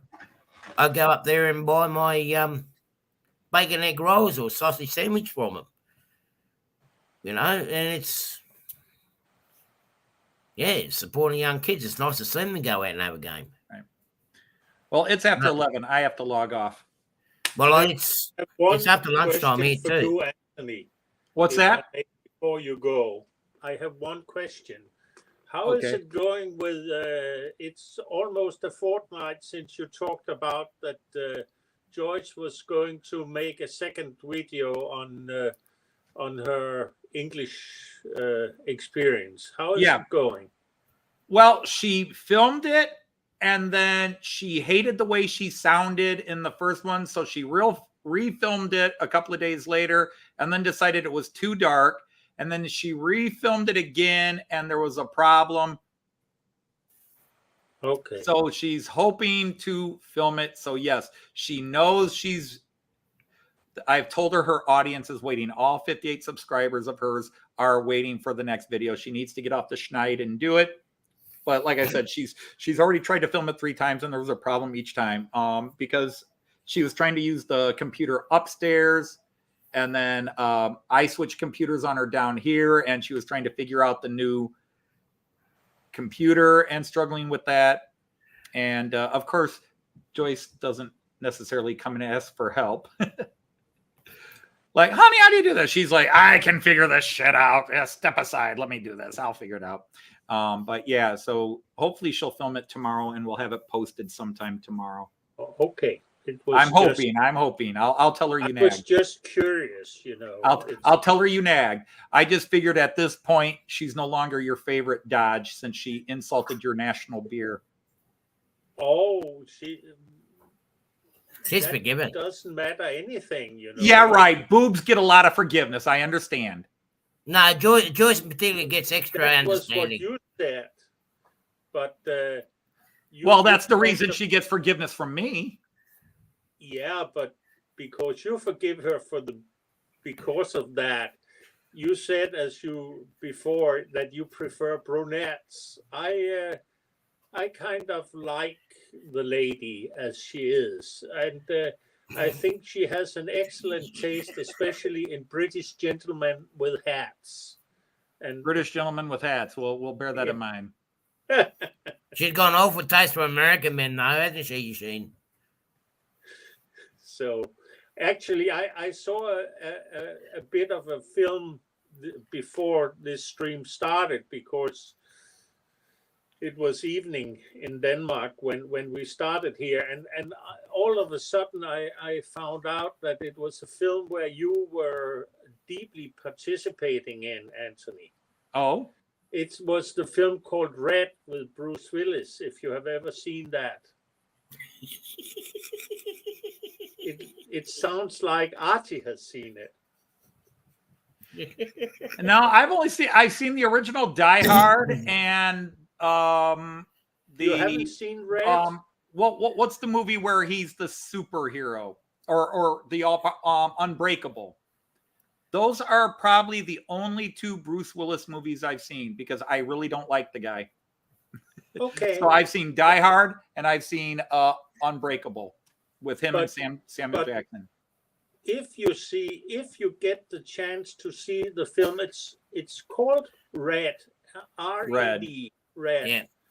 And it's with Bruce Willis, it's with Morgan Freeman, it was Helen Mirren, and Good actress. several other quite okay actors. And the role that Bruce Willis plays could, in some ways, very much show your situation as it is today. Okay. Yeah. So, and I don't know, but seeing it there, I see some of the likeness with the movie. That's why he doesn't like. That's why he doesn't like Bruce. That's why he doesn't like Bruce. Yeah, it's not very nice to have a kind of a twin brother That's more famous. Actually, I have a twin brother. He's 4 years younger, but he's a twin brother. Although not so much now. He's got a big arty beard. Actually, he's got a Santa Claus beard down to here, and he probably outweighs me by about 50, 60 pounds. But yeah, because we all basically are clones, just a little skinnier, a little fatter, a little taller, a little shorter. I look.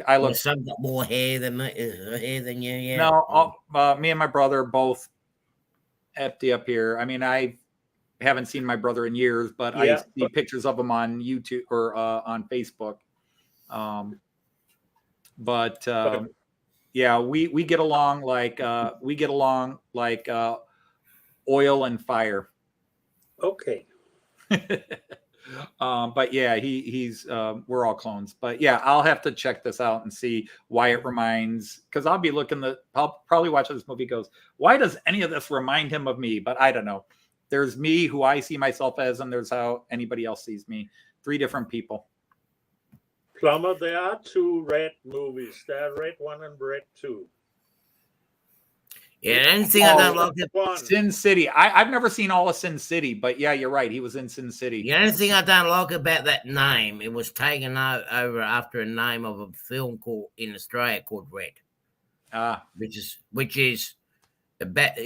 based on a true story of a cattle dog out in the Pilbara area, out in the top end, that was looking for its owner.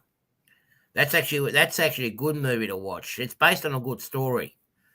About the dog just wandering around and claiming a new owner, and yeah, it's worth having a look. Having a look at that movie if you get a chance.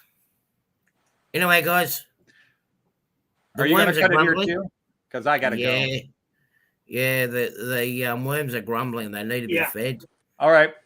Well, take care, Jean Ricard. Artie, always a pleasure working with you. Jean Ricard, it was great. Thank you again, Anthony. Thanks, John, for turning up. It's also 5:10 here, so I think I'll go to the bakery and get some fresh morning bread, and then I'll go to shut bed. up. Good. I'll join you. Yeah. Shut up. Now you're making me hungry. I miss the hot European fresh bread in the mornings. All right. Take care, everybody. See you on the other streams. Yeah, everybody, thank you again for joining in on the stream this weekend. I'll see you all next weekend. I'll keep the poll up for another few days, and I'll make a decision on the title of the animation series after that. Hope you guys enjoyed yourselves. Until next weekend, I'll see you guys all through the week. Take care. Bye.